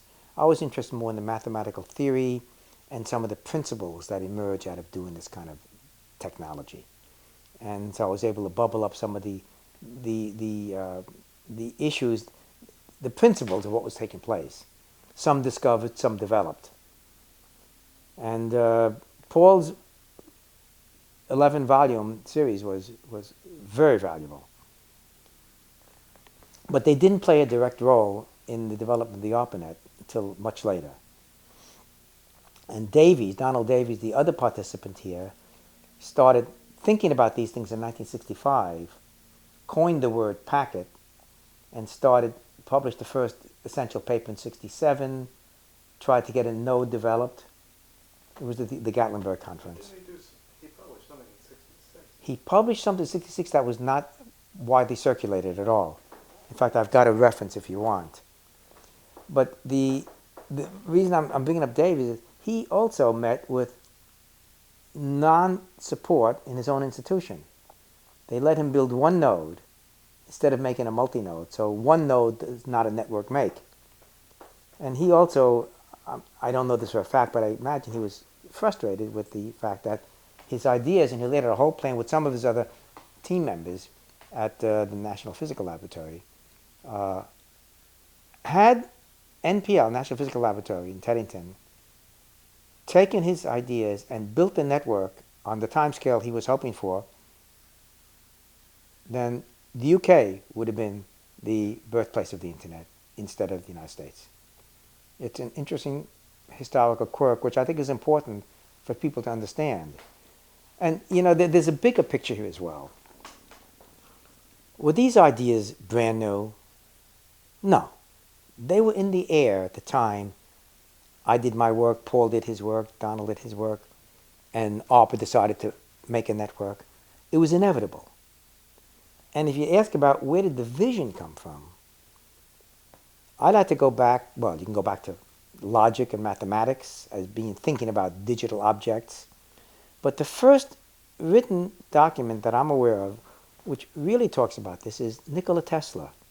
In 1908, there's a quote where he talks about being able to send pictures, text, voice over intercontinental distances instantly using a device no bigger than his watch. And he goes on to describe what sounds very much like the internet today. Yeah, a world system. A world system. And it didn't include video because there was no video at the time. It talks about pictures, charts, text, voice. And then we have H.G. Wells. We have Vannevar Bush.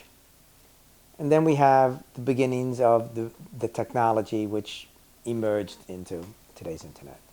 So I mention this because if you ask, well, where does the credit belong for this internet? The answer is everywhere. It was common, people were thinking about it. There were a few high points, but it's a shared credit, a shared development. So the idea of, well, I guess of the packets or breaking things up, how much did internal computer architecture affect thinking? In other words, same issues you would deal with between computers. In the sense that there are small modules of things moving around, instructions in the case of a processing machine. Right. I don't think so. In my mind, the thing that attracted me was the way in which the job was served in time sharing is similar to the way the message should be served in networking, rather than the internal way in which a processor looks at micro instructions and tears them apart.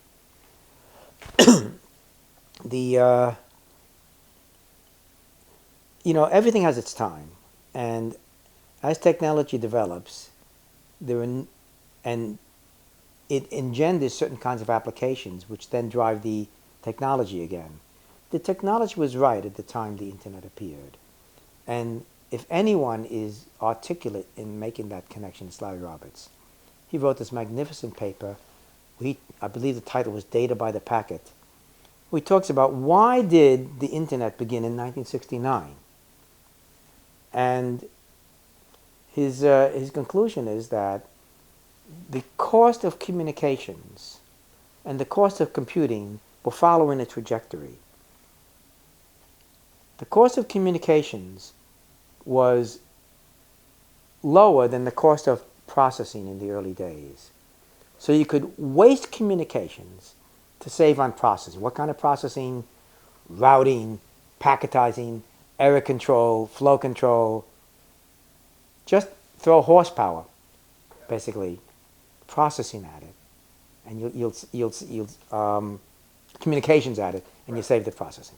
Okay. It's irrelevant whether it's a communication is cheap. But as the cost of switching came down, you could now do an enormous amount of switching and processing to save the long lines communications cost. Now, Larry happens to target the crossover at 1969. And a lot of it depends upon his assumptions. He probably could have jiggered it to come out 68 or 1970 or a year. Doesn't matter. It was about the right time. And sure enough, the economics and the technology supported the introduction of a real network using this kind of technology.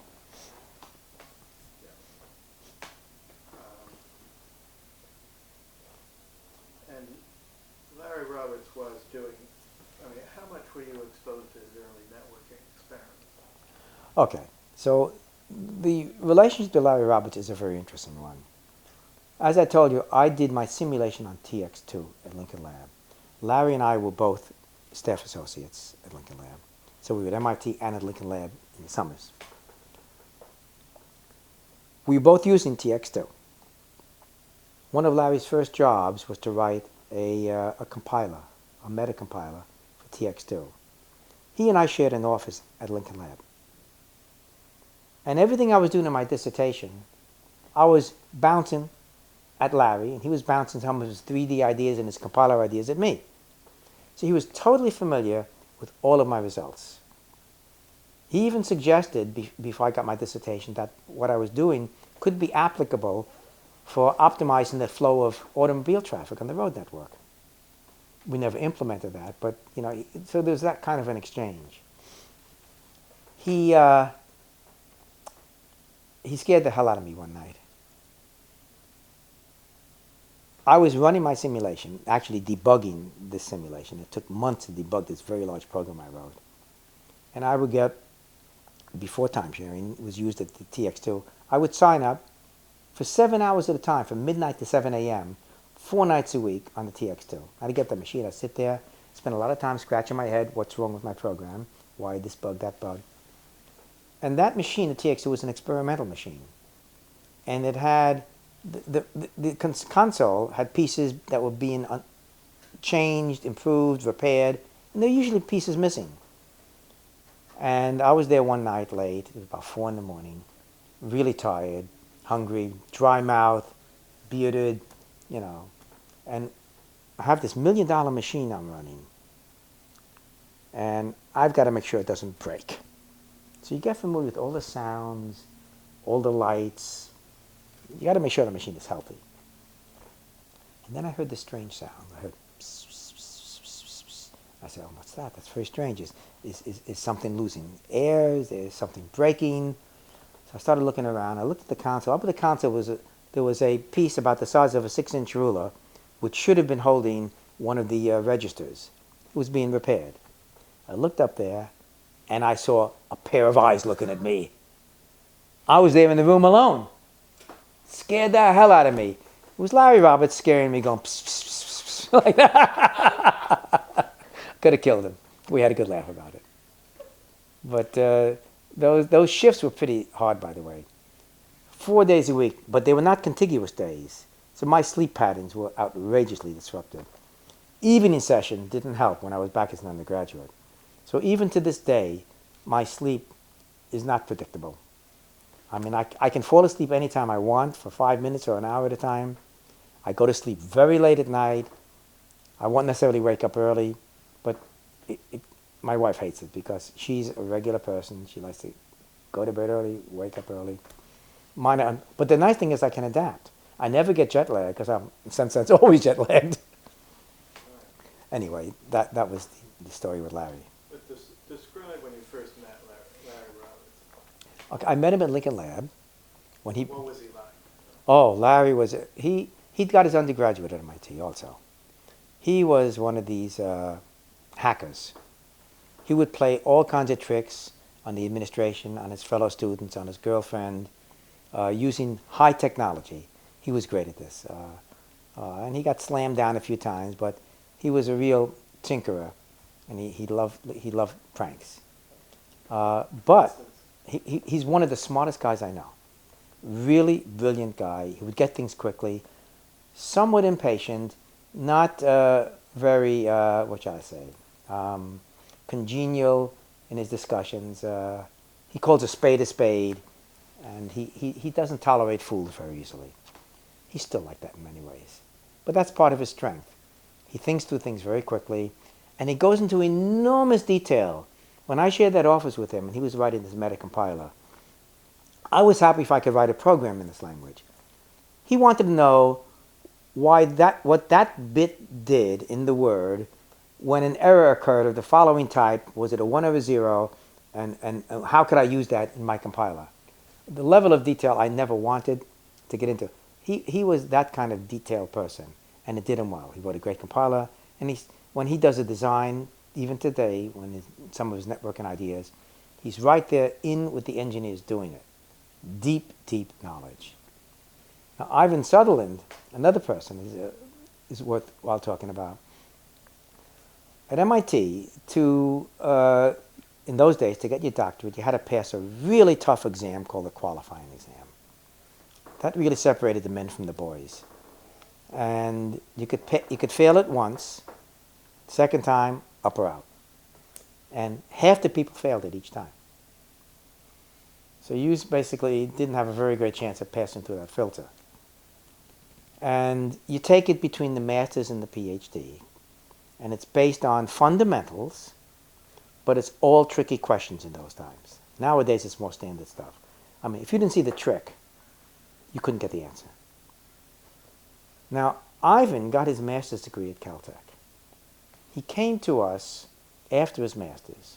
So within 2 months, he had to take the qualifying exam. The rest of us got our master's at MIT, so we knew the material that presumably these trick questions were about. Ivan takes the exam, number 1. He did better than anyone else. I mean, he's just reeking intelligence, brilliance, flash. He's very fast. And but his personality also was totally asocial. He wouldn't say hello. He'd just start talking. I mean, he called me on the phone because we had a lot of conversations.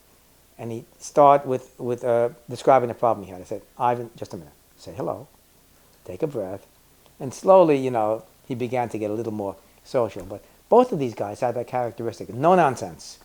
Let's get right to it. Stick to it. And Ivan also just called a spade a spade. You don't know what you're talking about. I heard him say that to many people, False. That was the phrase. False. Not, I don't agree. False. It's like a dictum from above. And he was right, usually, Did he play pranks like Larry Roberts? No, he was not a prankster. No, Larry was a great prankster. What were some of his other pranks? Well, I don't want to tell stories out of school, but he was managed to break into one of the safes of one of the administrators. I think, he got into his office, which was locked. Got in and turned some things topsy-turvy inside some secret compartments. He did things to his girlfriend. He set up every time she picked up the phone to call somebody, usually another boyfriend, Larry's voice would appear. I mean, that kind of thing. I mean, drove her crazy. But Larry had some other interesting sidelights, some of which I participated in. In 1968, Larry pointed out that a silver quarter was worth more than 25 cents if you could melt it, because the price of silver was going up. But it was illegal to melt. But it was considerably higher. So we decided to collect silver quarters and silver dimes and wait until the day when you could melt it. Okay, so how do you get... In 1964 was the last time they were minting silver quarters. From then on, they minted those hybrid with a lot of copper in it. But there were plenty of silver coins in circulation. So what do? You have to get mixed bags of quarters and somehow find a way to separate out the silver from the other. So I developed a machine that could do that. I built a machine that would handle $10,000 an hour. It was based on the fact that silver is a better conductor than copper. And if you pass it through a magnetic field, there's something called an eddy current gets developed, and it moves a little bit in the direction of the field. The silver moves a little more than the copper. So I ran these coins up to a coin machine, down a slot, passed them through a very heavy magnetic field, and took a bayonet blade from World War I, and with a little bit of difference, some popped that way and some popped that way, 2 laundry buckets to collect them, and it worked just fine. In fact, to make it even better, do it twice with the good ones, so you don't have any bad ones in the good one. Okay, ready to go. So now we need some money. We got to get, we want to buy these coins. Well, we didn't have any money. But one of my colleagues at UCLA had $5,000, and he wanted to play this game also. So Walter gave us $5,000. Our plan was to go to the bank, buy $5,000 worth of coin, and pay for it. Take those mixed coin, separate out the good ones, give back the bad ones, get $5,000 worth of good ones, go to the bank and say, we want to borrow $5,000. And for collateral, here's $5,000, but put it in the safe, the silver coin. And we'll pay you interest on the money you loan us. Okay, that was the idea. So now we're ready to get that going. Trouble is, the banks wouldn't give us any coin because the U.S. government was trying to do the same thing. And they had a $10,000 machine built out of Cincinnati Milling Machine Company to do this. My machine cost about $150. So we couldn't get it. So we started going to the laundromat machines because they had a lot of quarters. And I ended up dealing with the mafia a little because they owned those machines. I couldn't get enough raw quarters. They were being held up. So we ended up getting some person from San Diego who would hire Mexican laborers to pick them out by hand. And we paid him a premium for that as well. So how much did we collect? Well, I won't give you the exact numbers, but there were 4 of us now. There was Larry, myself, and 2 others. One of them, the fellow, gave us money. Those 3 decided they wanted to collect, let me call it D dollars. I decided to do 10D. 10D was such that I could just about afford to pay the interest on 10D that I'm going to borrow from the bank. And that was my wife's salary, Stella's salary at the time. So we set up to do this. We collected the money, put it away, and then if you remember, the Hunt brothers tried to corner the market. The price went way up. The government slapped them down, took the price down well below where it was profitable for us anymore. And the other 3 panicked a little bit. The price came back slowly to where they could just about break even. They sold theirs. I sold enough to own the rest, and I still have it. I still have the silver coin. Price of silver's doing pretty well these days. At any rate, that was one kind of thing that Larry was engaged in. Second thing, Larry liked to play blackjack, and so do I. And Larry and I developed a system for counting cards around the same time that Ed Thorpe did. Ours happened to be a better system. He had the 10-count system. He also had an ultimate system. Ours was better than his ultimate. But anyway, we developed the system, and we went to Las Vegas a number of times using the system, and did pretty well. And there's some fabulous stories I won't go into here, but that's another side of Larry. Very, very eclectic. Once he and I drove up to Bangor, Maine to see a full eclipse of the sun. There was a kind of camaraderie and a lot of interesting adventures that we had. I got to tell one of the gambling stories. Nothing to do with blackjack. We also recognize that a roulette machine is a candidate for winning. If you can predict which half of the wheel the ball is going to fall in, you can get almost 2-to-1 odds in your advantage. You expect to lose a nickel on every dollar you play on roulette. So if you just play straight roulette, you're going to lose. And Shannon's law of large numbers approach says, for sure you're going to lose. So if you must play roulette, take all your money, make one bet. If you win, go home. If you lose, you're gone. It's going to happen anyway. So the point is, don't let nature get you with a long run, because she'll take you apart. Anyway, we decided to try to measure what's going on with the roulette wheel. The wheel is running one way, the ball's going the other way, and it's Newtonian mechanics. The ball will fall off the raceway at a critical speed and bounce on a half a wheel. Sure, they have those spoilers which confuse it, but you can get an estimate as to which half of the wheel if you know when the ball's going to fall. So we developed the following. We know the wheel rotates at about a half a revolution per second. We need to know the speed the ball is going at. So we need to make some measurements. So Larry took a microphone, wrapped it up in his hand like he had a broken arm, took the recorder, they were big in those days, so stuck it in his jacket pocket, and he wanted to get near the wheel so he could hear the ball go, and get an idea of the dynamics and the kinetics of the ball. And I went down with him as a kind of decoy. So he goes, he puts his hand there, and he starts betting. I start betting.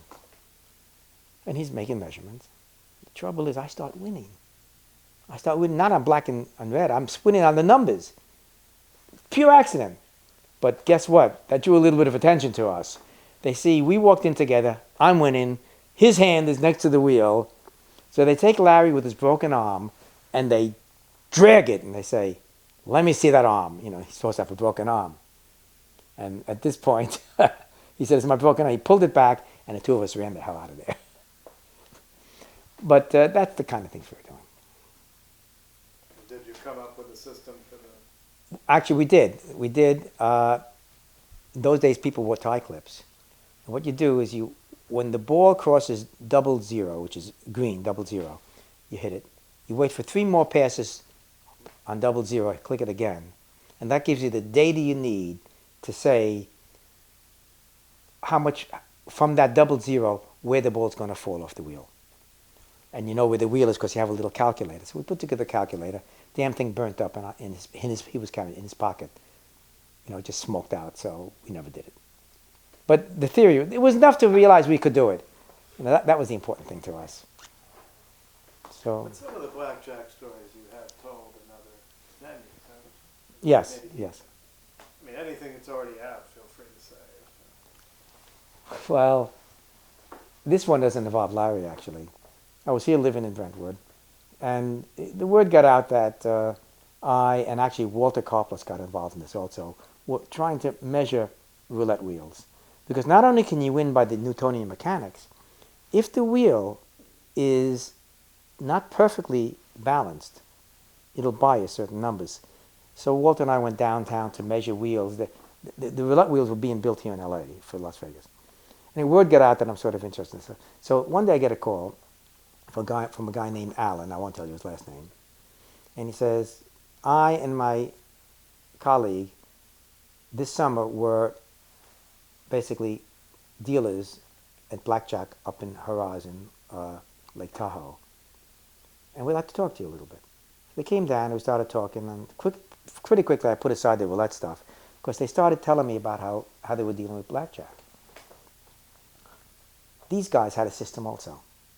And this guy, Alan, had more memory cells than either Larry or I. And he was able not only to do the regular system, he could count how many 3s and 4s were left in the deck. And I'll tell you why that's important in a moment.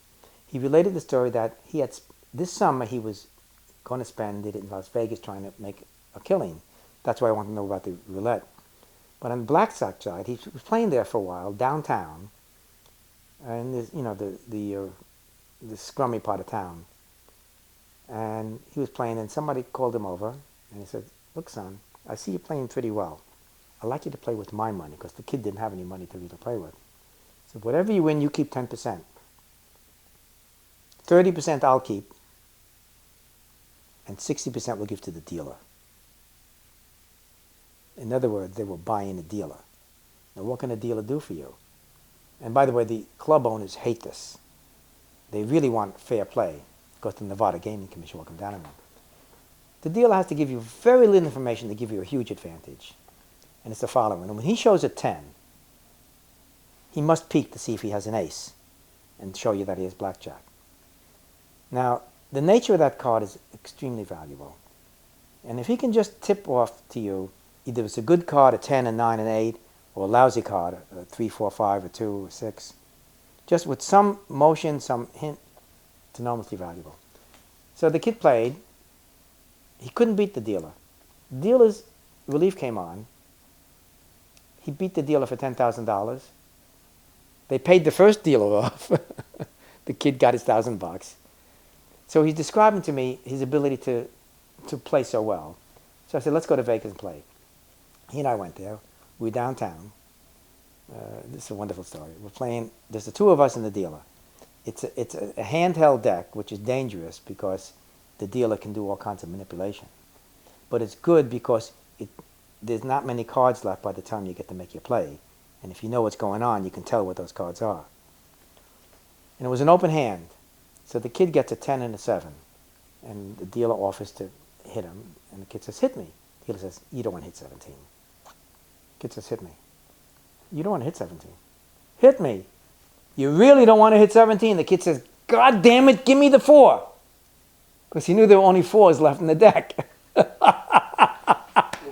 Well, of course he won. A couple of plays later, they changed dealers. They moved in a mechanic, a card shark.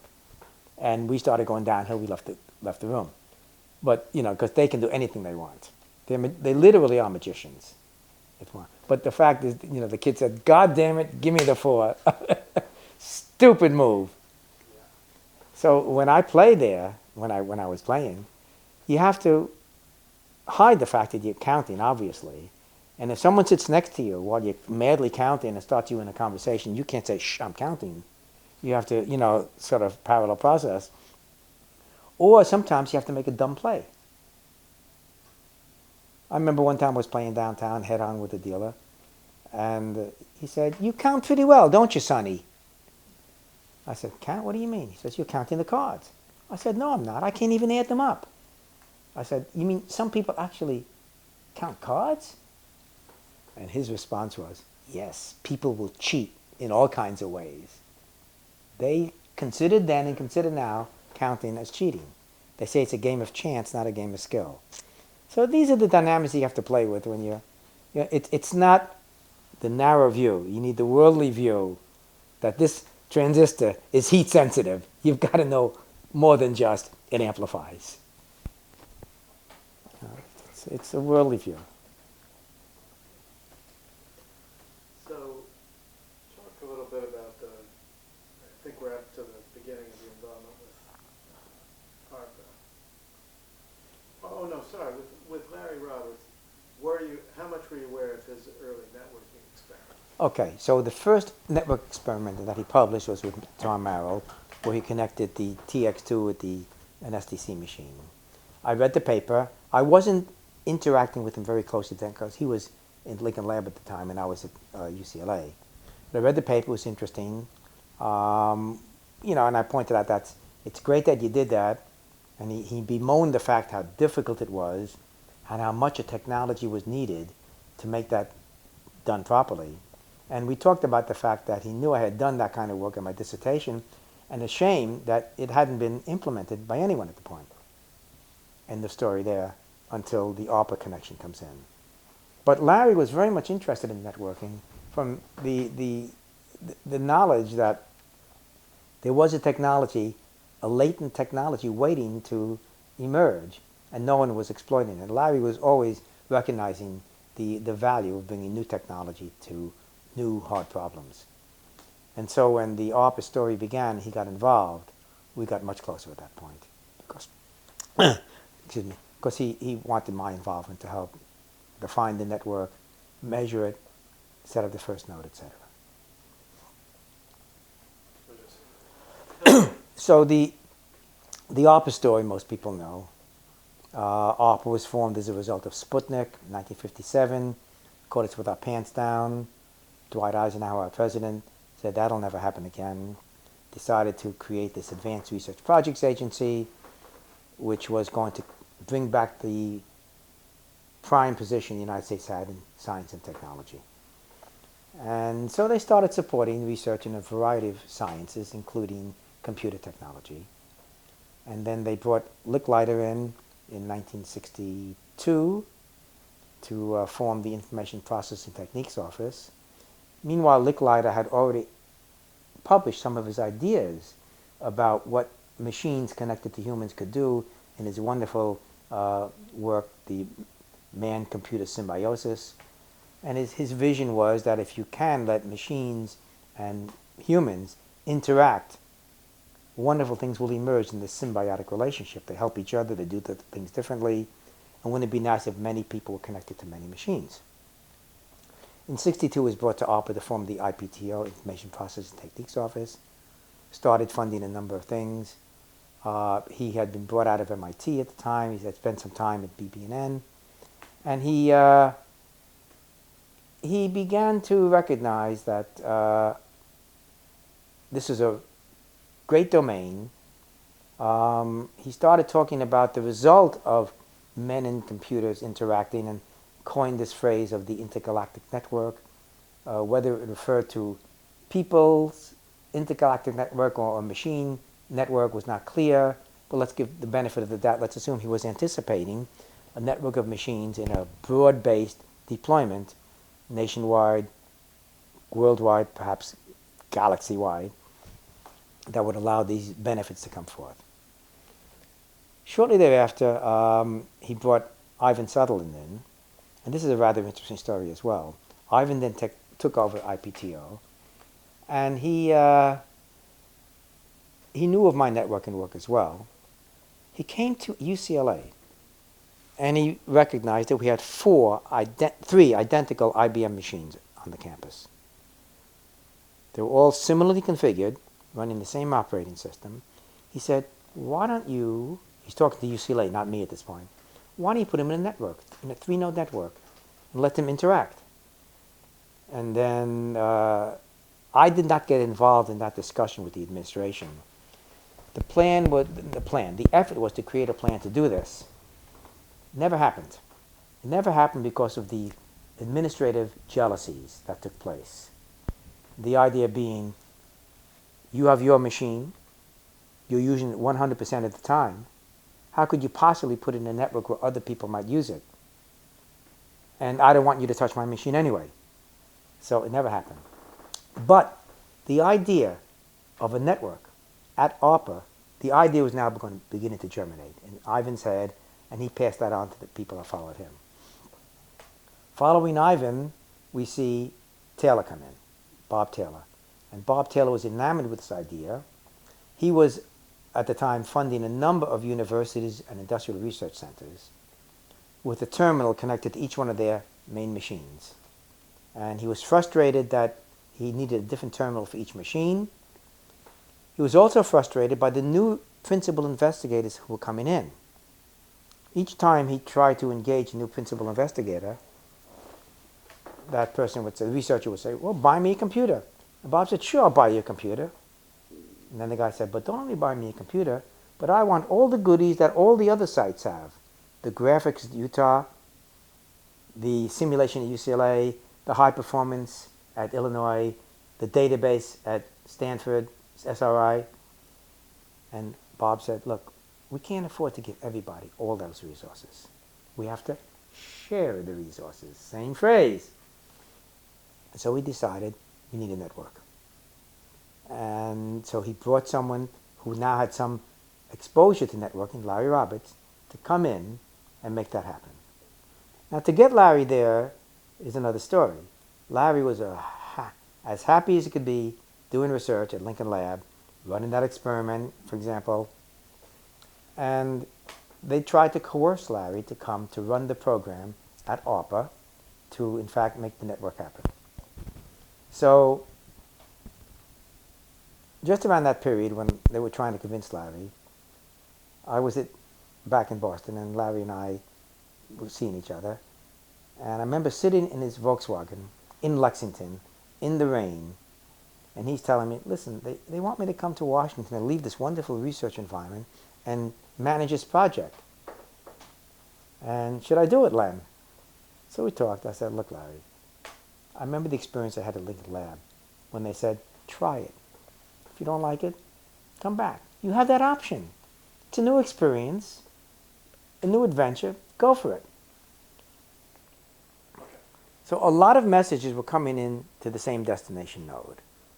That means they had to be reassembled at that node before they're delivered. The various packets need to be reassembled back into the message. Well, it turns out that the reassembly buffers were full of partially reassembled messages. They were missing some of their other packets. All the nodes to which that node were connected had messages going to that node, but they were none of the ones that were missing. They were none of the packets that were missing. The packets you needed to complete those that were being reassembled were out here one layer away. In order to get through, they needed buffer space on these intermediate nodes, but they couldn't release space until they could send it to the destination node.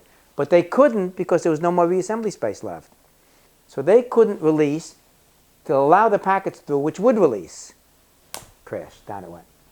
Again, the solution there was to reserve space before you launch it. And we saw a number of other cute things of that sort. And talk a little bit at some of the grad students that you had working for you in this period. Okay. The grad student story. This is the biggest story. The biggest story has to do with culture and delegation. So I'm going to take you way back to my original thesis design, in which I said I did not want one node to control everything. It would be saturated, it was vulnerable, it was a bad idea. So I distributed the control throughout my mathematical and simulation model. Every node participated in a piece of the control.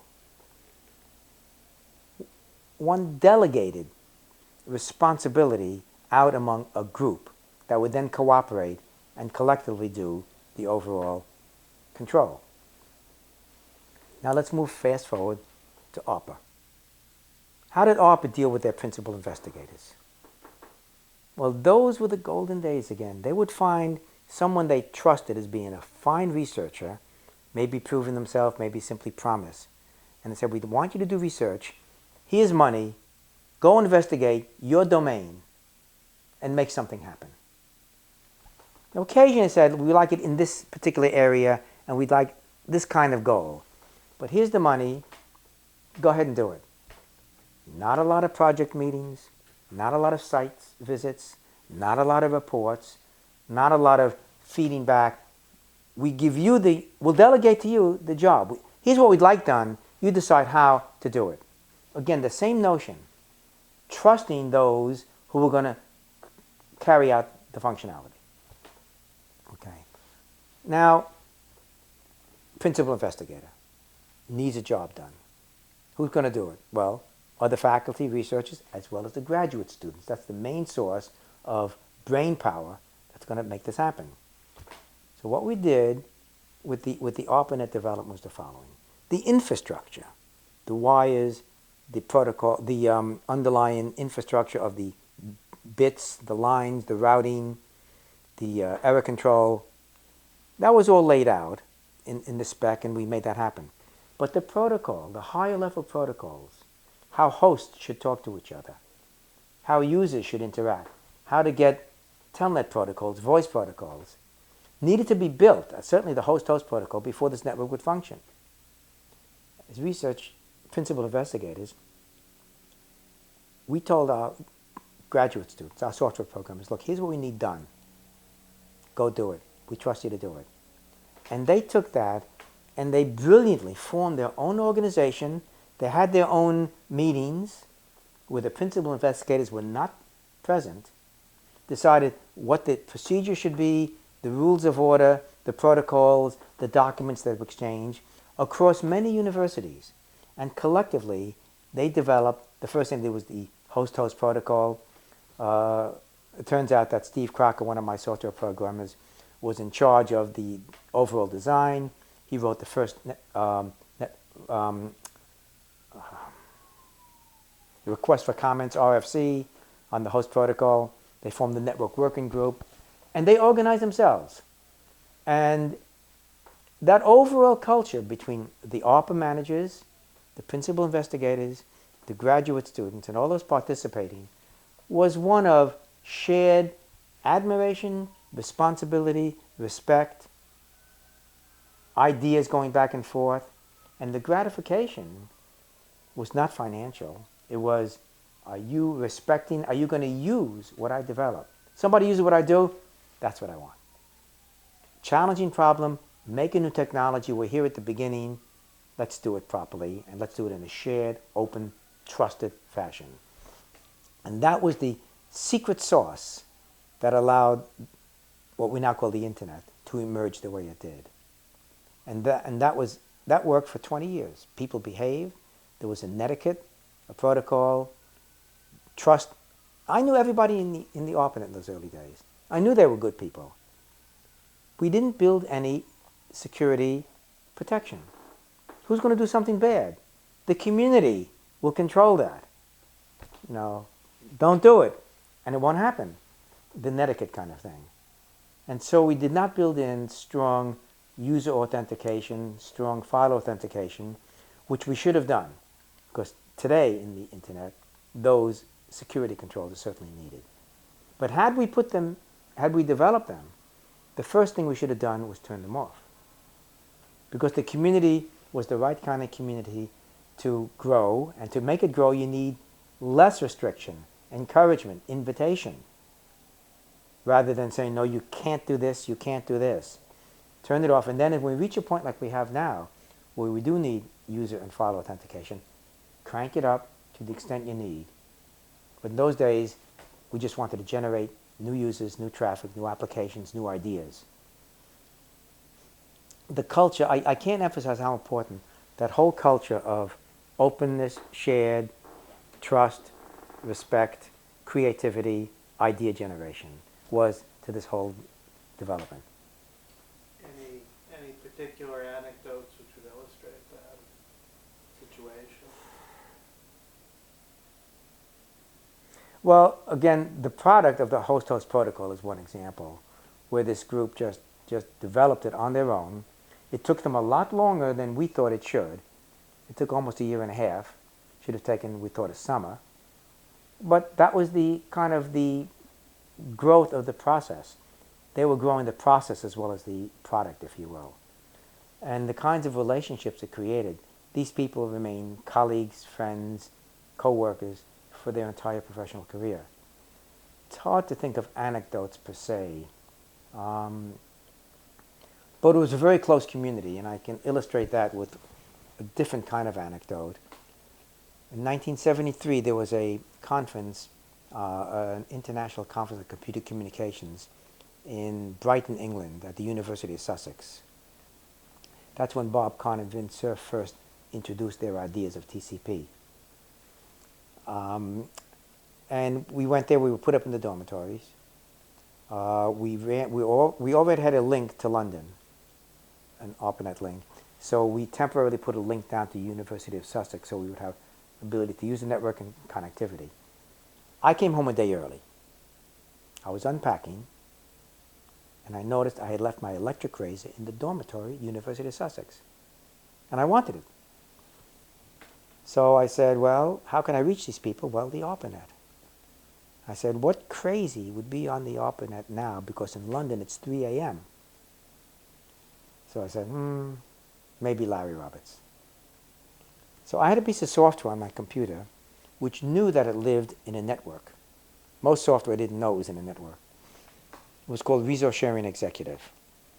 And what you could do, you could type in to that Resource Sharing Executive, RS exec, say where, and give a name of somebody.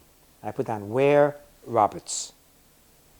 It took that command and it logged into every machine on the network, there weren't that many at the time, looked at the who list, who's logged on to that machine, and looked for something with the name Roberts. I was sitting in my bedroom at my silent 700 remote terminal. A few minutes later, clickety, clickety, clackety, clack, it's printing out, says Roberts logged on at BBN as teletype so-and-so. So he was logged in from London to BBN in Cambridge, Mass., and it's telling me this. So I connected to him in a chat session, probably one of the first chat sessions, and told Larry my problem. He says, don't worry. Next day, the razor came home. Danny Cohn was there. He lives in LA. He came home from the meeting and brought it with him.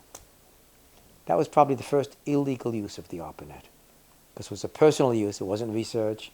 It wasn't about the protocol. It was a personal use. Anyway, that's an example of the camaraderie we had. It was a magnificent time.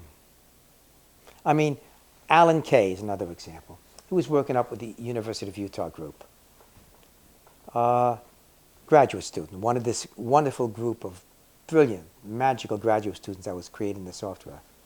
He came by. He felt very comfortable walking to my office, introducing himself. We had a 2-hour discussion. It enthused him in his work and in his ability to reach the principal investigator of another university. And we've had this close relationship. I had breakfast with him this morning, for example. So but the people happened to be an excellent cadre of people. We were fortunate in that sense. Just great, great creative people.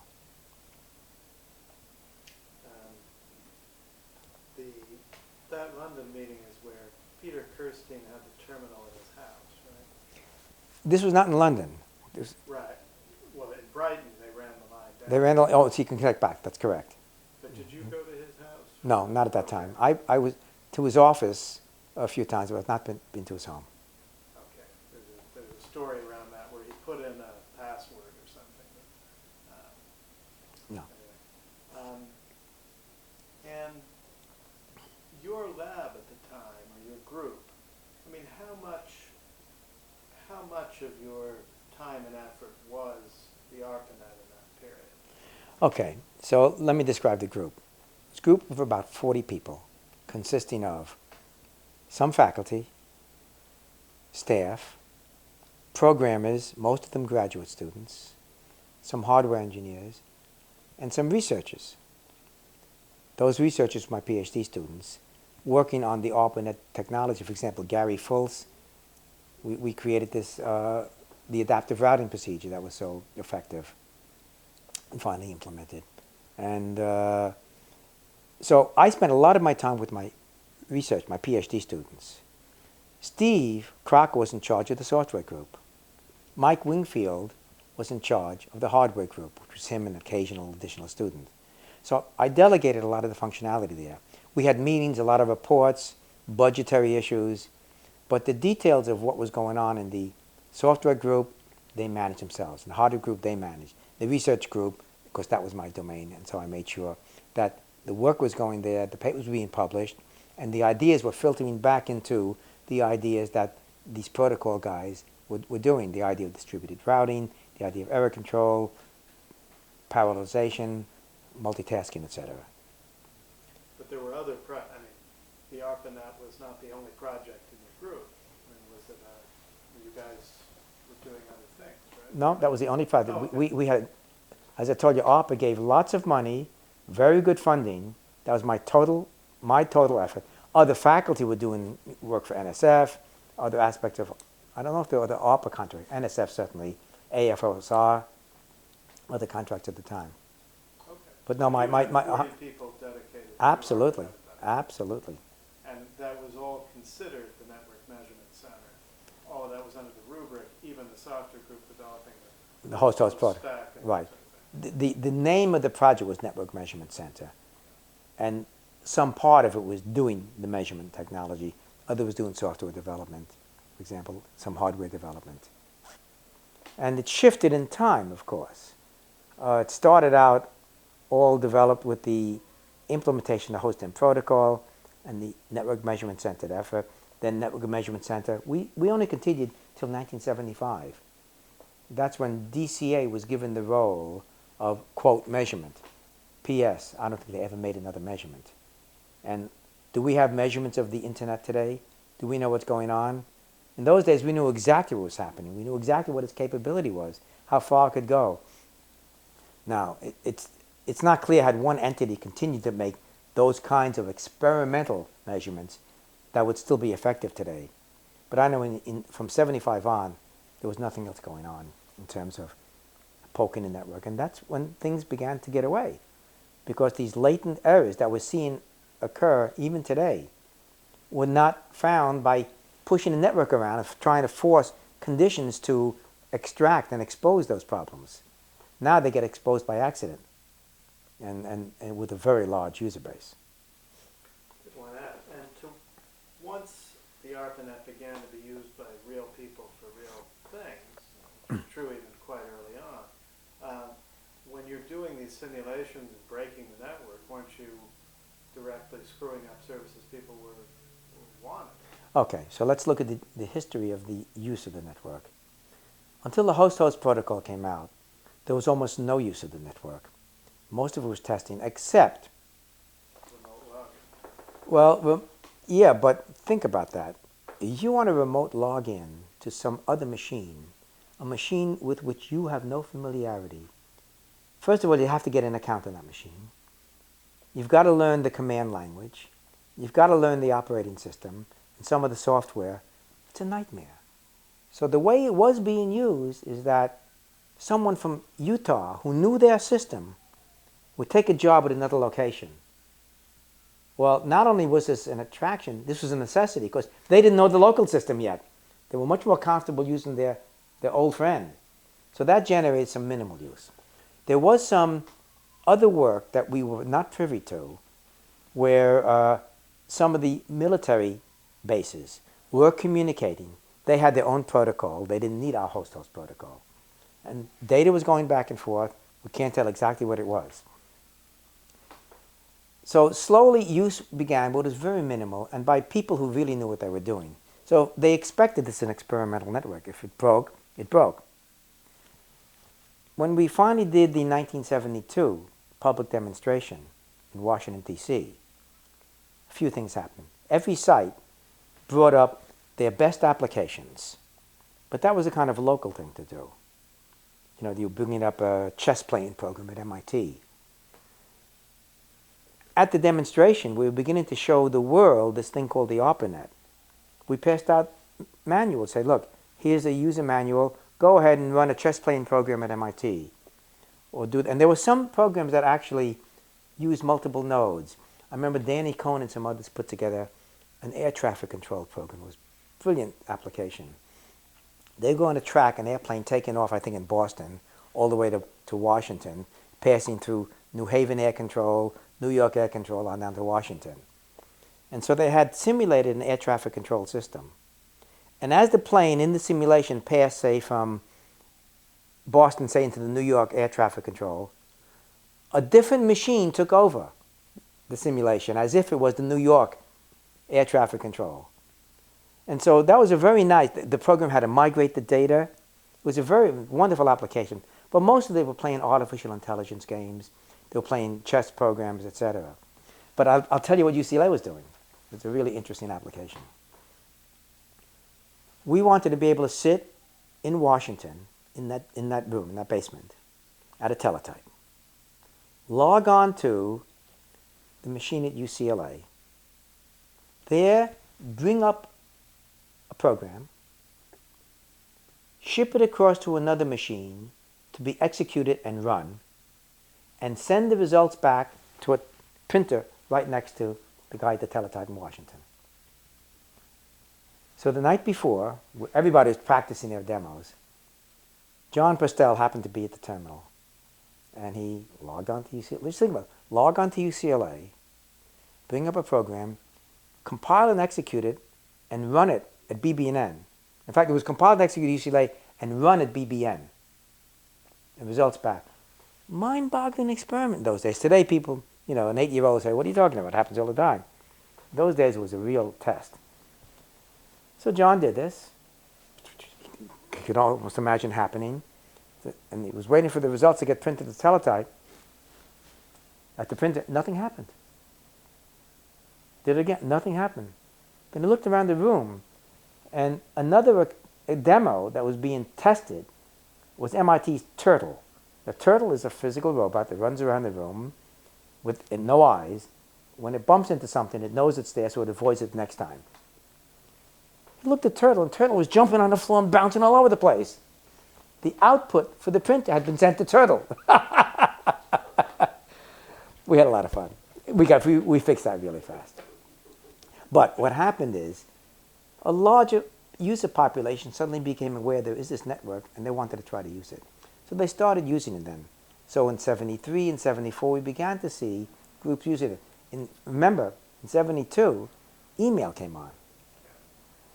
Email suddenly became an application that was dominant on a network because there were not many other applications running. It took over the traffic.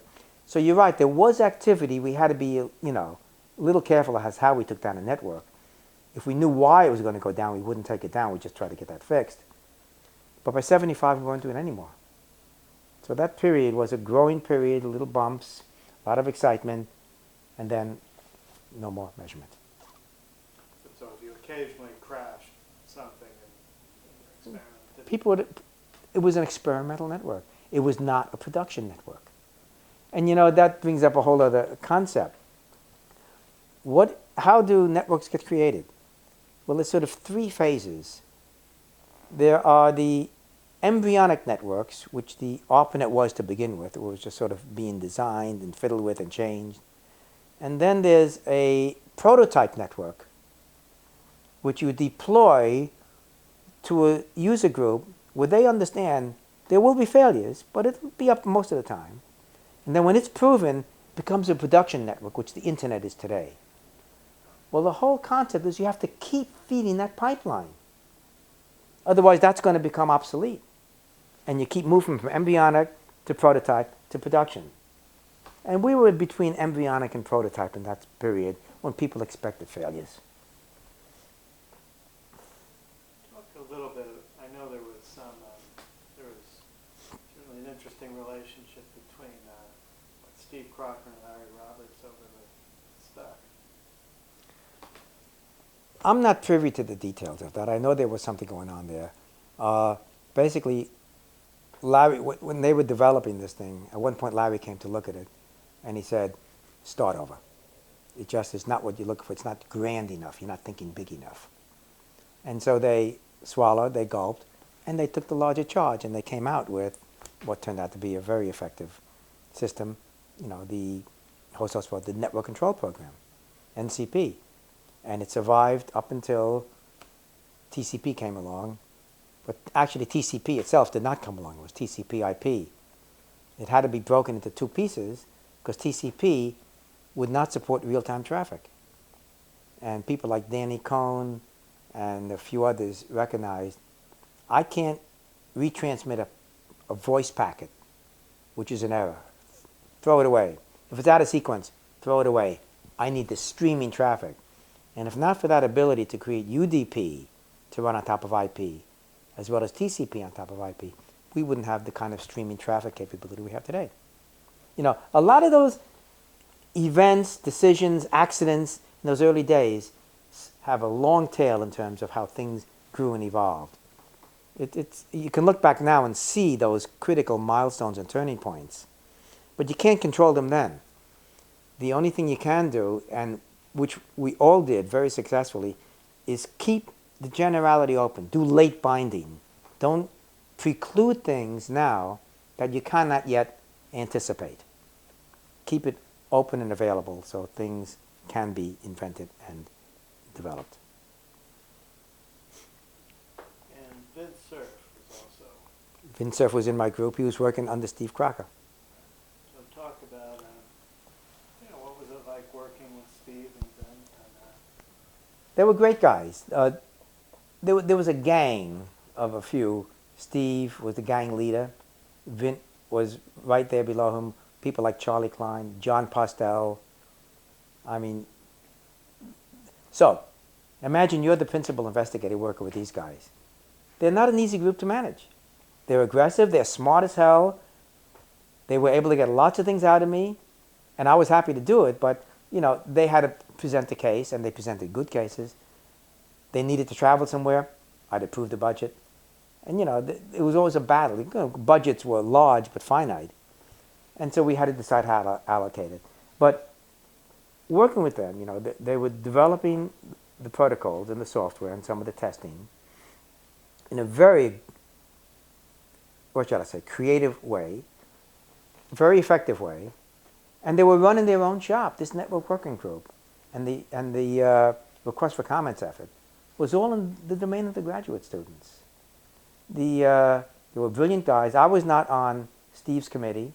I was not on Vince's committee. Actually, I may have been on Vince's committee. I'm not sure. But I was not a supervisor is the point. And they were all doing dissertations about this domain, about protocol, most of them, about correctness, about testing. And they were just another bunch of graduate students who happened to be doing the software for our ARPA effort. They were wearing two hats, and they managed to merge them as is appropriate. The work you're doing for the project should be your dissertation work, and it worked very nicely. Same for my own graduate students. And so day to day, how often would you meet with most of these folks? Well, I met with my graduate students as a group once a week and individually as well once a week, at least an hour each. I met with the software group typically on demand when they needed some things reviewed.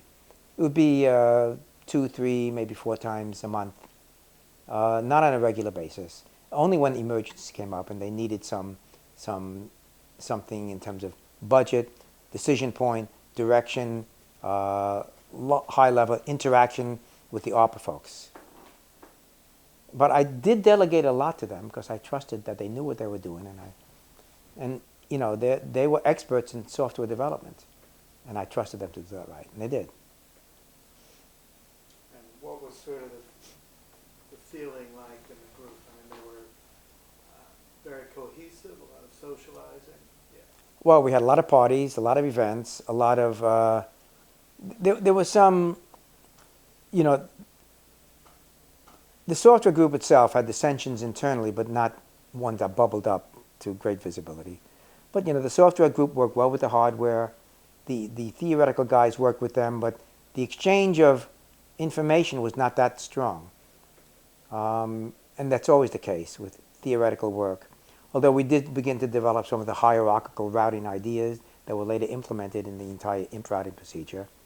Farouk Kamoun, one of my students, and I did that. But they were pretty much separate efforts. It wasn't like this. As a social group, it was like this. But in terms of interaction at the work level, not that strong, because they were doing different kinds of things. The theoretical guys were trying to develop principles, trying to develop performance evaluation, trying to develop methods of looking at things. These other guys were implementing and developing new protocol concepts at the same time.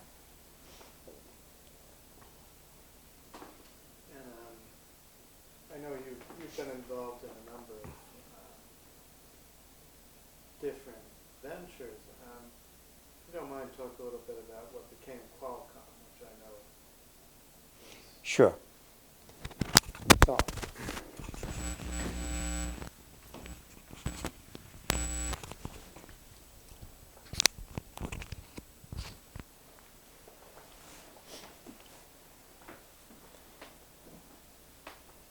So the Qualcomm story is an interesting one. I knew Irwin Jacobs when he was a student and a professor back at MIT.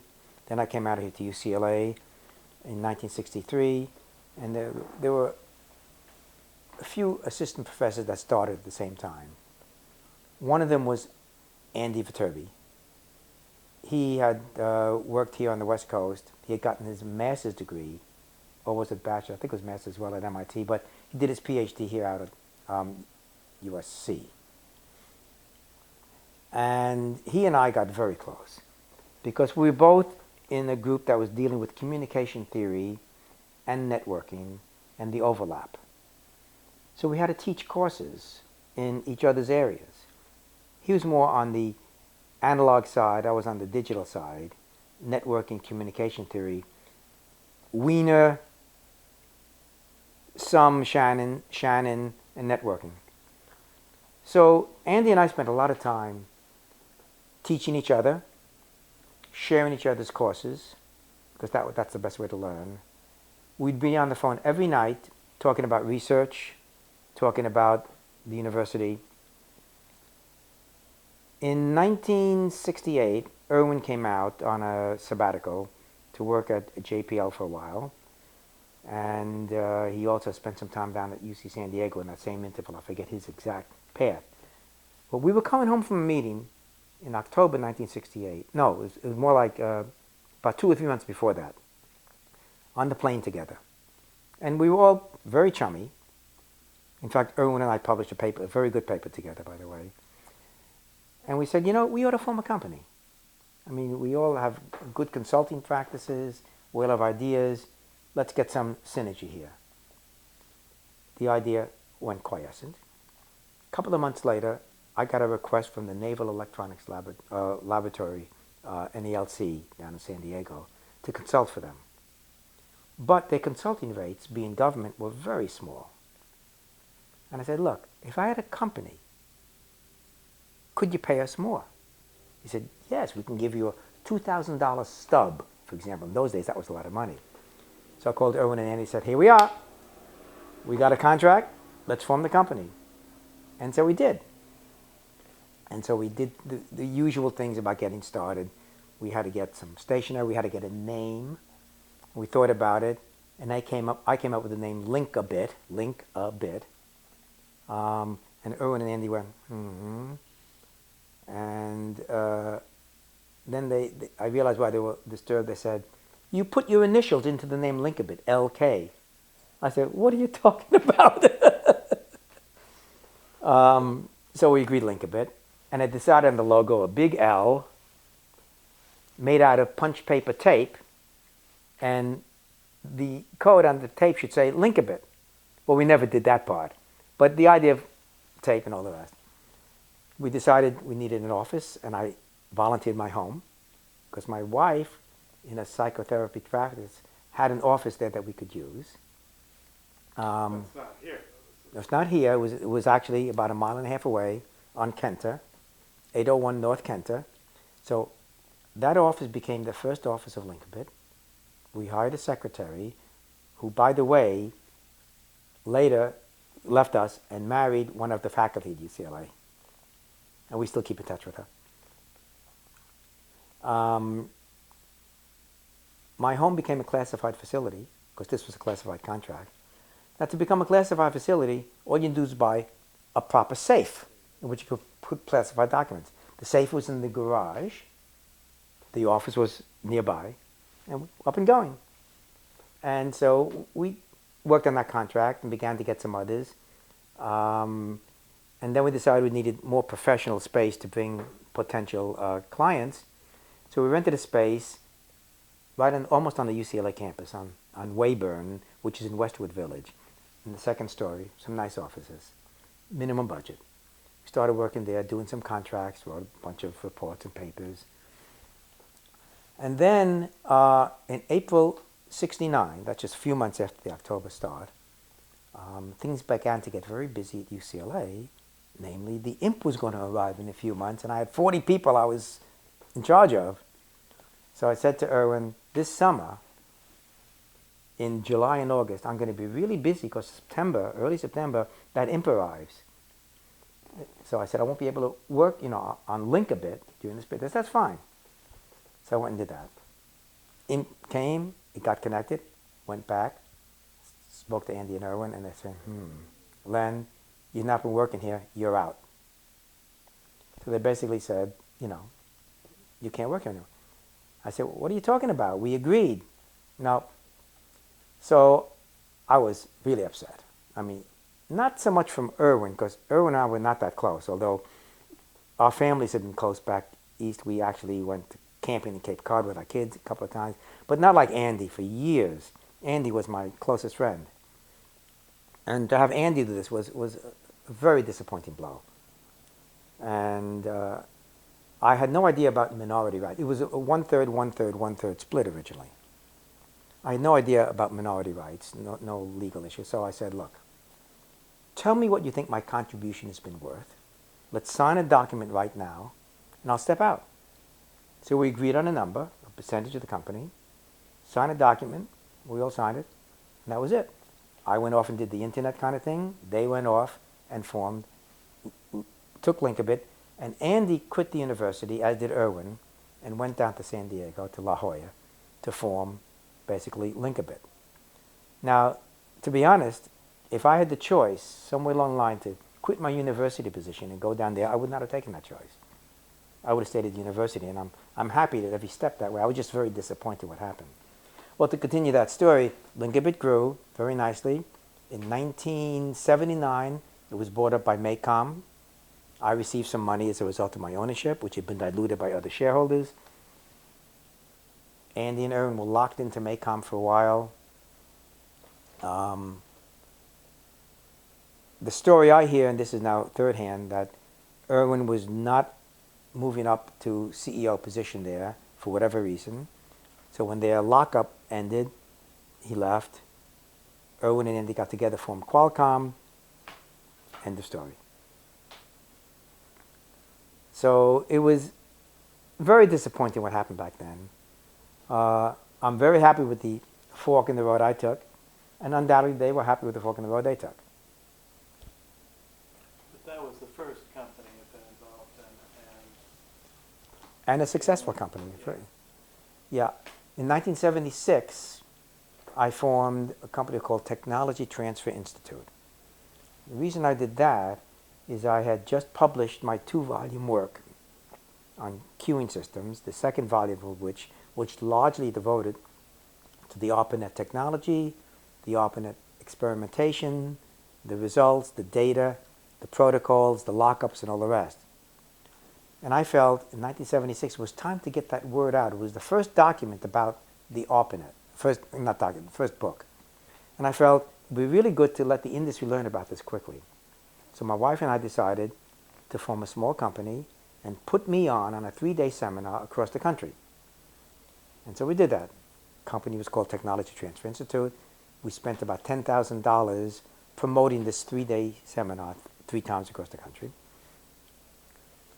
First ones take place in Dallas, Texas, at the Fairmont Hotel. And we created these forums. We advertised a little bit. We got some registrants. We had to create the whole business structure to do this. It was non-trivial. How to get notes, how to deal with the clients, invoice them, collect money, get a banker. So we couldn't afford a staff to handle the conference in Dallas. I had to do it. So I got all the notes in 2 big suitcases, copies of my own work, and copies of the books, which we shipped.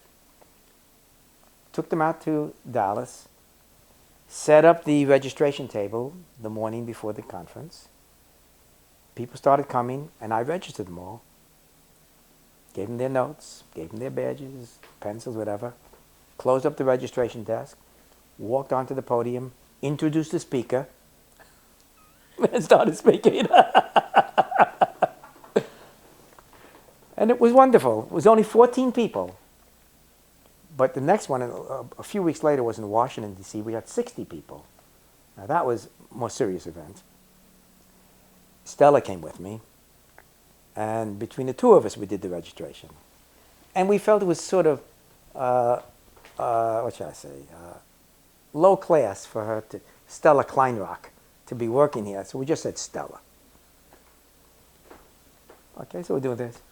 During the registration process, one of the attendees comes out, goes over to Stella and says, "Are you the Stella to whom this book is dedicated?" Because of course I dedicated to Stella. So again, our cover was blown quickly. Was very successful. Came out here to LA, did another successful one. It was a little smaller than Washington. And we said, this is a good thing. Now we know how to do it. We made some money, it wasn't a lot. Figured, we know other people who were prepared to transfer their technology to the professional world.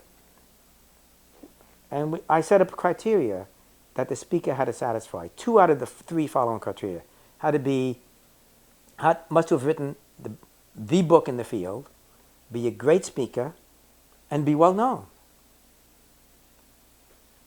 I chose Larry Roberts, Norm Abramson, Bob Lucky, Peter Denning, operating systems. So we put on 5 conferences in February of '77 and did that twice a year. And then it grew to 6 to 12. It was growing nicely.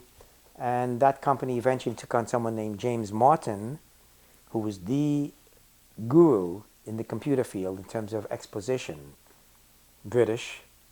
And he was being run by a company out of England, but the people who were running it, the wife was afraid to fly, so they came to me with a successful TTI, and they wanted to me to take Martin's U.S. conferences. It was all the same conferences. It was updated each time, but the same 5-day conference, very expensive, 8 times in the United States each year. So we stepped up a very interesting level. It was much larger now. It was much larger domain of technology as well, because it wasn't just the engineering stuff. It was database, it was user interface, it was networking as well, and a whole bunch of things. So that grew very nicely. We did very nicely there. We began to do a trade show with John McQuillan, the ATM conference and trade show. We sold that. And the seminar business began to drop off when the economy got difficult. So in 1998, TTI took over another kind of conference called Vanguard, which had been running since 1991. It was run by a board of advisors 5 times a year. Advanced technology, emerging technology. The idea is members come in and they pay a yearly fee and they hear about things that are coming down the pike, evaluating technologies they should know about, so they shouldn't be surprised. We track technology. So we'll continue to do that now. That's what we do only now. Very successfully. Run it 5 times a year. We have many members. We have a board of advisors. This thing was started by Nicholas Negroponte and Alan Kay. They're still with us. We have a number of others. Bob Lucky is still with us. So we took that over, and that's what we do now. So TTI is a very successful startup as well. So we left the conversation where Larry was going to consider coming to Lincoln. But meanwhile, Bob Taylor went to Lincoln Laboratory and pointed out to them that most of their funding comes from the government. And wouldn't it be nice if they allowed Larry to come to ARPA and work on this project? And suddenly Larry, a little bit of pressure was put on Larry from above. Larry appeared in Washington. And I don't think he's ever regretted that. I think it was a very good move for him, because what he accomplished was just magnificent. So Larry appears on the scene, and Bob Taylor basically tells him what his idea is to get a network to connect together his principal investigators and their machines. And then Larry began the process of thinking about it. He spoke to me about the technology issue and wondering how he should get going.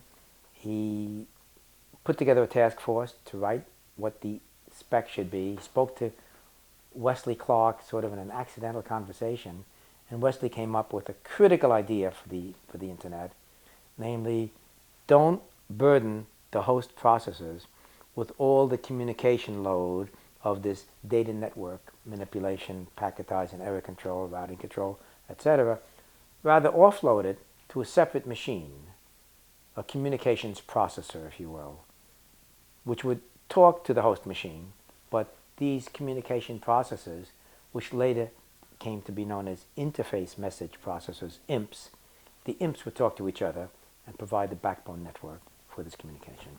It's a brilliant idea. So that was put into the spec. And some of the other issues about response time were settled. We had a meeting of a few of the people involved with this, and each one had their own view. Herb Baskin was there, and he basically said he wanted good time sharing. He wanted this to look like a time sharing system to him. You're at a terminal, you want to get to a remote machine, it should be as if you're accessing your local time sharing system, both from login and performance and all the rest. So he said the response time can't be more than half a second. So he banged his fist on the table, and the spec said response time for short messages no more than half a second. So we proceeded to do this. I was there and I pushed the fact that this is an experimental network. We need to be able to measure what's going on. We need software to do that. We need to be able to load the network the way we want, not the way the users happen to load it. So we need artificial traffic generators and mechanisms and be able to trace packets as they pass through the network, etc. So we said there should be network measurement software built into every switch. And reliability, interesting question. The way the telephone company specifies reliability is to maybe 4 or 5 nines. It's good 99.999% of the time. And that's an interesting fiction, if you will, because those numbers in the telephone network only apply when the network is up. They don't count the downtime. It should only break that kind of fraction of the time. When it's down, they don't. Anyway, it's a funny measure. So rather, we took a much more pragmatic approach. We said, look, it should be if anything breaks in a network, it shouldn't stop the other things from communicating. So that defined what we call a two-connected network, which means between any two nodes, there are two independent paths. So if something on one path breaks, you always have the other path. We put a number of these specifications. And this was, you were meeting in Washington for this? Yes, this was a Washington meeting. Larry gathered, I think it was Washington. I'm trying to recall that because we had more than one meeting. I think the critical meeting took place in Washington, and it was 1967, I believe. Larry took that and he formulated. And what, well maybe you're about to tell me, what document came out of that? That was just input to Larry at the time. Larry then put together an ARPANET plan. He got the plan approved by the director of ARPA. From that, he created the specification, which was to go out for a bid, a request for proposal. Created that thing. It went out, I think, in July of '68 or so. Went out to industry to please create a network create an IMP, however you like, typically take an existing mini computer, modify the software and hardware according to the guidelines that this request specified, and add your own innovation. Deploy the IMPs, bring up a 4-node network to begin with, lease the lines from AT&T, putting these switches at the ends instead of the circuit switches from AT&T, just use their lines, put our switches in, and make it happen. Went out to industry. There was a bidding process. A number of people bid. Notably, AT&T and IBM did not. More than one group bid the same mini computer as the basic machine. It was a Honeywell DDP 516. And the reason that machine was so attractive is it was a state-of-the-art machine with 16 levels of interrupt, which meant that one process could interrupt another process. Well, think of that as incoming packets or messages or interrupts. This machine has to be very reactive and very interruptible and multitasking. And that was one of the main features of this machine. Oh, by the way, Wes Clark also said this processor, this communications processor, now called an IMP, should be able to be standalone, unattended, no human interaction with it. put it in the closet and it should run, which means no electromechanical parts which can fail. The imp had no rotating machinery in it at all. And only the first few had paper tape readers to load the program in. And once they were connected by the backbone network, they would send that new releases through the network and no longer through the paper tape. Spec went out, finally was awarded to BBN around Christmas time of '68. And it was there, the timing was such that we wanted the first node to appear in September of '69, less than 9 months later. And it was decided that UCLA would be the first node because me and my group had the expertise to do the network measurement center, stress the network, test it, measure it, and to think about what the fundamentals were. The second node was to be SRI, third node University of California, Santa Barbara, and the fourth node in December of '69 would be University of Utah. BBN got this job. They put together a wonderful team, a magnificent team of people. They worked on it, and they kept things pretty quiet. Meanwhile, at UCLA, we know we're going to be the first node. And the piece that BBN is not responsible for is the communications link between the IMP and our host time-sharing computer. It was up to us to make that happen. But BBN had not yet released the spec on how we could talk to that IMP. We kept asking them for it, and they were very slow in giving it to us. So we were falling behind. Finally, we got the spec. We started implementing the hardware and software version of that. We were told BBN was falling behind. They would not be able to send it out on the Labor Day weekend. We breathed a sigh of relief, kept working like mad, and the son of a guns BBN air freighted the Don Imp out to us, and it arrived on August 30th, on a Friday, just before the Labor Day weekend. We worked on it over the weekend. Comes Tuesday, the day after Labor Day, the big event. Switch, host, will they be able to talk to each other? And so it became an event with some notoriety. Everybody came to see this happen. We had people from ARPA, people from the computer science department of UCLA, my department, people from the engineering school, people from Honeywell, people from ATT long lines, we were going to use their lines, people from GTE were going to use their local lines, the administration of various organizations, and everybody was ready to point the finger at somebody else if it didn't work. Happily, as soon as we connected them, the bits began to flow back and forth. Just bits to show that the link was working. So now that was fine. And so we continued to work on it. We didn't have any important records of that event, but there were a lot of people there to witness it. So the plan continued. In October, second IMP was delivered to SRI. A little while later in the month, they connected their host computer to it. Then toward the end of the month, we decided, well, let's communicate between the first host and the second host. Let's see if we can get the sense that we can log on to their time-sharing system and make us look like a terminal to them and make their machine look like a nearby time-sharing system to us over a remote line.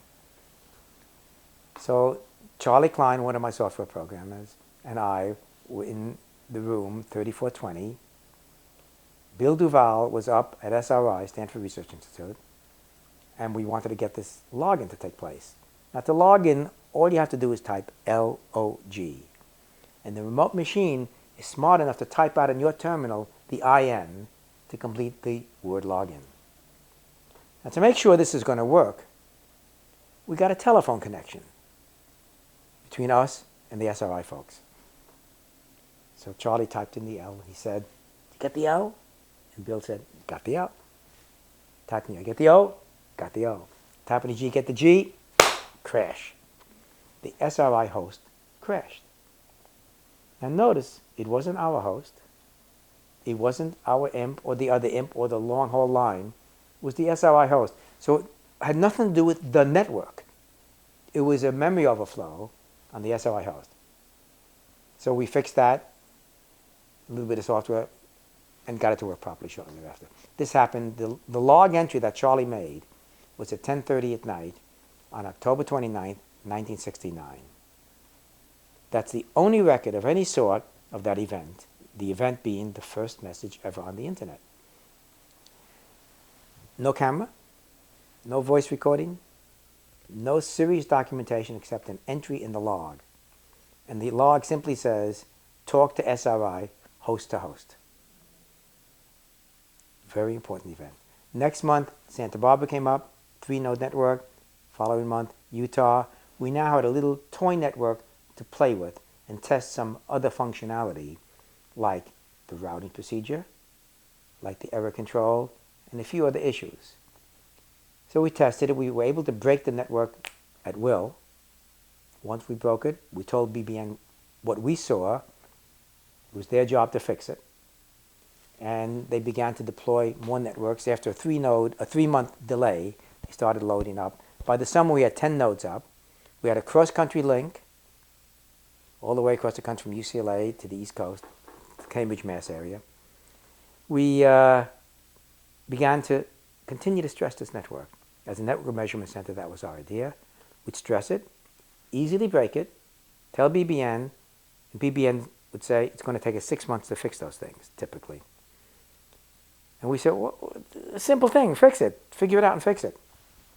I say figure it out because they did not give us the source code for the IMP. So we couldn't tell exactly what was happening. We could see externally what was going on. A big litigation took place shortly thereafter where ARPA said, you can't keep that code secret from the investigators. The government won, the code was released, and we continued to measure the network. And anytime we broke the network, not only would we tell them it broke, we tell them how to fix it. Still took BBN 6 months. And so you can say, well, what kind of priorities did they have? And the interesting thing is, Frank Hart, who was in charge of the project at BBN, it was his job to keep this network running. A lot more than fixing the bugs we happened to find. So in some sense, his priority was different from ours. There was contention there, certainly. You know, we would say, fix it, here's how to fix it, do it. And it had to be scheduled, it had to be done professionally. And so we were irritated. Frank was trying to maintain an orderly way to handle all of this. And eventually, they began to fix the bugs more quickly.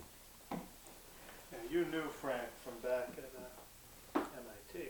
Yes, I had bumped into him at Lincoln Lab, but he and I never spent much time together because he was in the systems area and I was in the computer area. But of course, at this time, we got to know each other very well.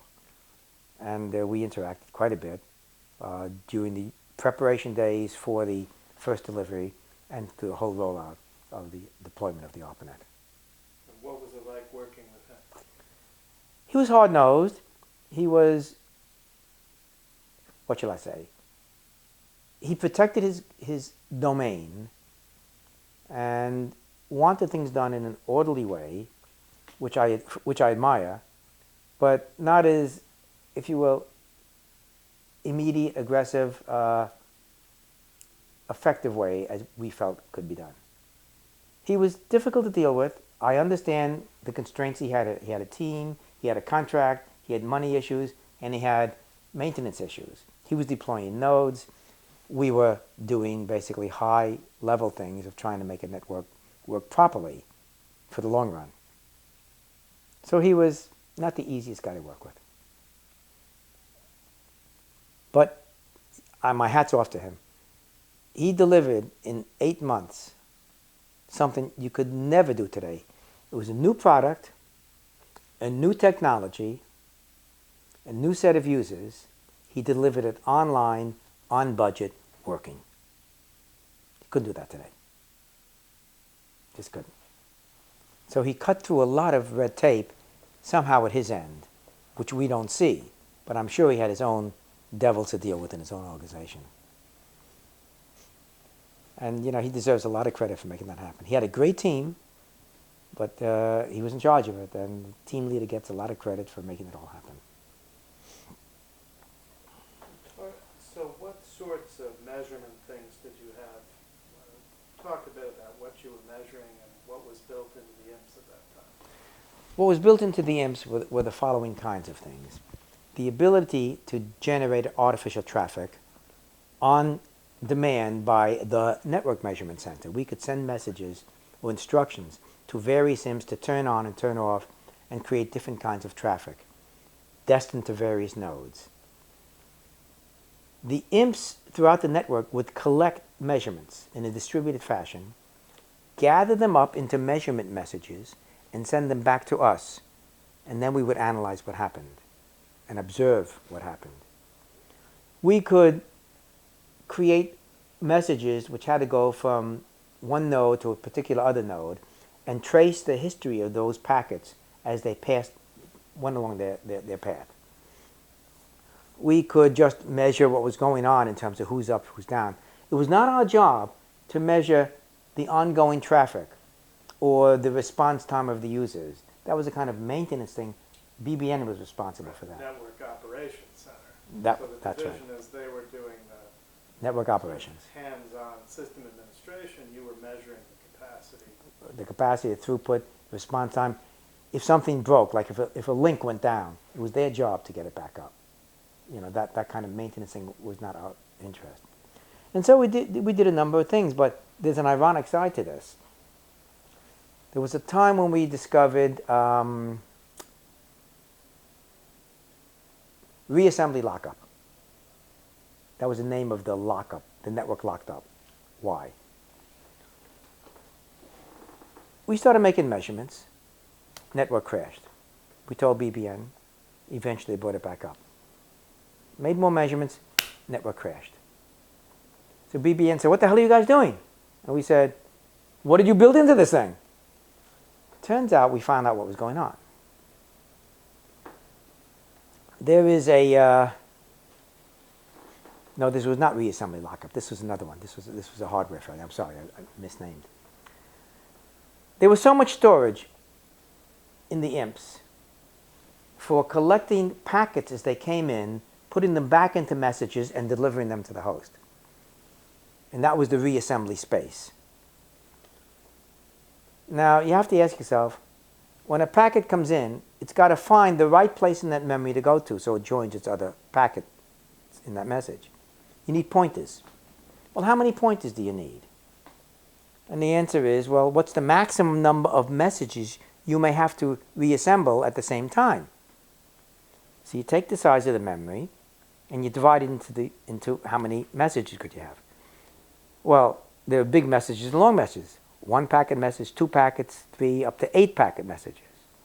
Well, 1 packet messages don't have to get reassembled. They get delivered immediately. So the smallest message is 2 packets. So you take the buffers that you have, the storage, divide it into as many 2-packet groups as you can. That's how many pointers you need. You may need less, but that's the max. Fine. Everything was working. Now one day we noticed we're making measurements, down goes the network. Turns out BBN had upgraded the IMPs and doubled the size of the reassembly. But they forgot to double the number of pointers. So packets would come in, they'd grab the first free space if it was the first packet, and reach the point where there were not enough pointers to tell us where that packet was. So the message got corrupted with this dead stuff which couldn't go anywhere, and eventually all the reassembly stuff disappeared, network went down. That was not a logic error, that was a kind of implementation error. And a very natural one when you think about it. Who says, okay, let's remember in the future, if you do something good like double the memory, we have to increase the number of pointers. That was kind of ironic. Our measurements caused that, but exposed the problem that needed to be exposed. But there must have been times when there was some interference between the two efforts. You mean BBN and us? Yeah. Oh yeah, they didn't like us finding fault, clearly. We had to create odd situations to bring the network down. We would send a lot of traffic to one node. Well, that's called a hotspot scenario. That would often stress some aspect of the software or the hardware, as you saw a moment ago, that would take it down. But that's exactly what you should be doing when you're trying to experiment and find out where the problems are in the network. We have store and forward lockup. That was one that was predictable. You know, as a packet comes into a node, it's got to be store and forwarded to another node. Well, before you send it, there's got to be space to receive it here. So what happened is there was traffic going this way. This node got full of stored phone traffic going that way and the other way. So in order to free up store and forward traffic that's trying to go ahead, you had to send a packet here. But there was no space here until you released one of them. To release the packet, it had to make it this way. But you were both boxed up. You couldn't receive anything from your neighbor and thereby release something for the next neighbor's packet. So they got boxed up and they couldn't move. Predictable, you can fix that. There was reassembly lockup, as I mentioned a moment ago. Reassembly lockup was another cute one. And how do you, when you say you can fix the store and forward lockup, how? You make sure that you don't launch things until you know there's enough store and forward. And that's the way we solved this reassembly lockup as well. Reassembly lockup had the same problem. A lot of messages were converging on the same node. So in addition to these startups that I was involved with, there was another one with a PhD student of mine. We created a company called Nomadics, which was one of the first and most creative nomadic computing startups, which has now basically been bought up and run by Docomo out of Japan. It's a worldwide deployment of Wi-Fi access in a very simple way for the user and very flexible and dynamic. It automatically configures your machine, accepts you as a friendly in a foreign environment instead of as a stranger. So it does all of that for you. Successful company there as well. But the thing I did want to do is talk about what happened after the initial ARPANET got deployed and my involvement in that. As part of the ARPA funding, under Larry and then under Bob, there was a large effort on satellite packet radio and then ground radio packet switching. And there I deployed an army and a continual army of students working on the essential problems of packet radio, things that led to the Wi-Fi access, led to today's wireless cellular networks. Some of those are really wicked problems. And even today, mesh networks are not understood, and multi-hop mesh networks, and don't deliver the kind of throughput that people think they might. And there's some fundamental reasons for that. But early on, when Norm Abramson first introduced the idea of Aloha, he analyzed it simply. A student of mine, Simon Lamb, and I analyzed it deeper. We're able to show for the first time that Aloha by itself is fundamentally unstable, and one must introduce measures to stabilize it. We showed how to do that. Then when Norm Abramson again introduced CSMA, he introduced that as at a packet radio meeting, an ARPA-run packet radio meeting, and he suggested what the equation between input and throughput would be. And I was sitting there with one of my then PhD students, Fuad Tabaji, and we looked at that and we said, no, that's not right. And on the airplane home, we got the exact expression and found the throughput for CSMA, and then elaborated quite a bit on the various related protocols to CSMA, which essentially led to the efforts that we now called Ethernet. That was the beginnings of the understanding of how the protocol should work, stabilizing it, predicting it, introducing hidden terminal issues, etc. So some of those that work, which are a large number of students who now populate various universities and research centers and startups around the world, sort of launched this whole wireless industry in the data world. That's been a very, very rewarding experience. Working with graduate students, I told you, is the wellspring of my life, and it's just produces good results and just keeps the field vibrant and solving problems along the way. Those challenges that you have to keep reaching out. And it's, you know, the packet radio effort was big as an ARPA-funded effort in the 70s. The trouble is, at that time, the technology led to too high a cost, too heavy a device to carry around and too power hungry a device. Comes the 1990s, it gets revisited again. Now the technology eliminates a lot of those problems, the size, the weight, the power, the cost, and leads to a lot of the mobile revolution that we're seeing today. But the interesting thing is some of the same problems still exist, are being reinvented and rediscovered, and still come to plague us. So that's been a very interesting ride. The kinds of research I've been doing since then expand beyond that some into intelligent agents that you deploy in a network and they perform a lot of the work for you in an optimized fashion. Some peer-to-peer networking. Got some beautiful results in that field. I won't bore you with them now, but results that have the quality that Shannon basically introduced me to, that when you get a result, try to interpret what it means. And in fact, the particular result I have in mind involves entropy as well as fairness, as well as some beautifully simple results from some very complex problem statements. You can't tease the audience like that. What are you So let me tell you what that result is, and I hope you'll understand it. Consider a peer-to-peer network that wants to do file sharing. So each node has some files, and it wants to share them with others, and it wants to borrow from others. So the users come in, they look for a file, and they pull it back. Now, suppose you have a limited storage for files, so you can only store so many. And let's suppose there's a certain rate at which this population of users wants access to those files. Now, you want files as a node, but you don't want to share yours because that's an effort on your part. You have to store them and you have to deliver them. So the question is, which files would you like to store for yourself? You might say, I'll store the most unpopular files, and nobody's going to bother me. So that's a background to the kind of research we did. We said, well, look, what is the optimal way to store files so that the average time to find a file in this network is minimized? And we use, in this assumption, a flooding technique to find the file. So you ask a neighbor, if he doesn't have it, he asks all of his neighbors until it's found, then it comes back. Finite number of files, a rate at which each file needs to be stored.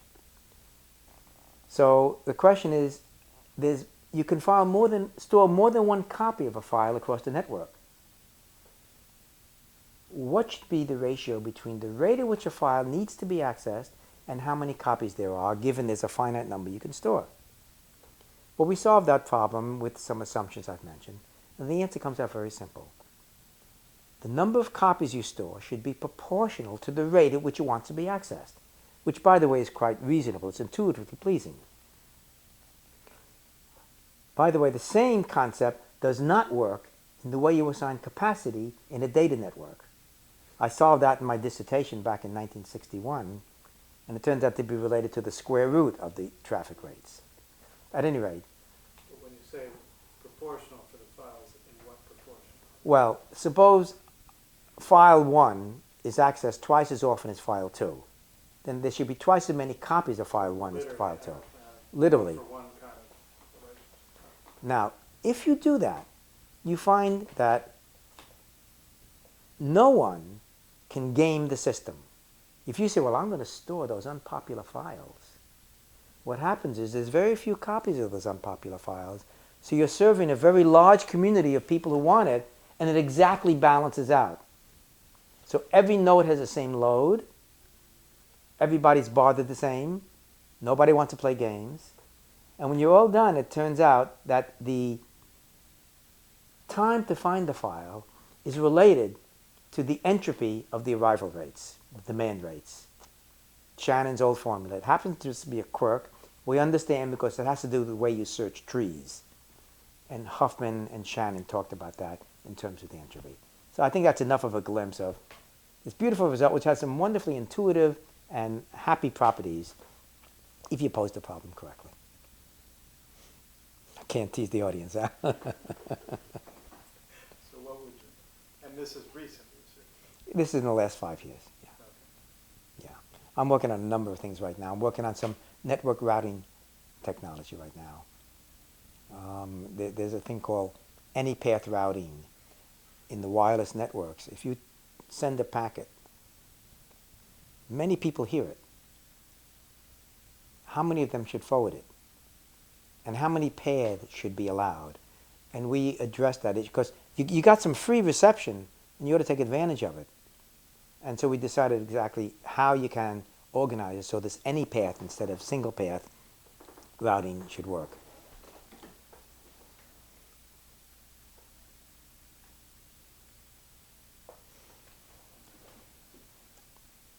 It's getting. We could put some lights on in here, but this lighting here is not great. Okay. Should I talk about the reluctance of people to use the early network? Let me see how we're doing. Oh, we're doing okay. So what's really interesting is, as soon as we started to deploy this network, the ARPANET, in 1969, we also wanted to make sure that the principal investigators participated by putting their hosts on the network. Well, that took some convincing. We went around, Larry and I did this in fact, we'd call them, meet them, and go to a principal investigator and say, look, there's this thing called the ARPANET that's being deployed. Why don't you connect your network? Why don't you connect your computer to the system?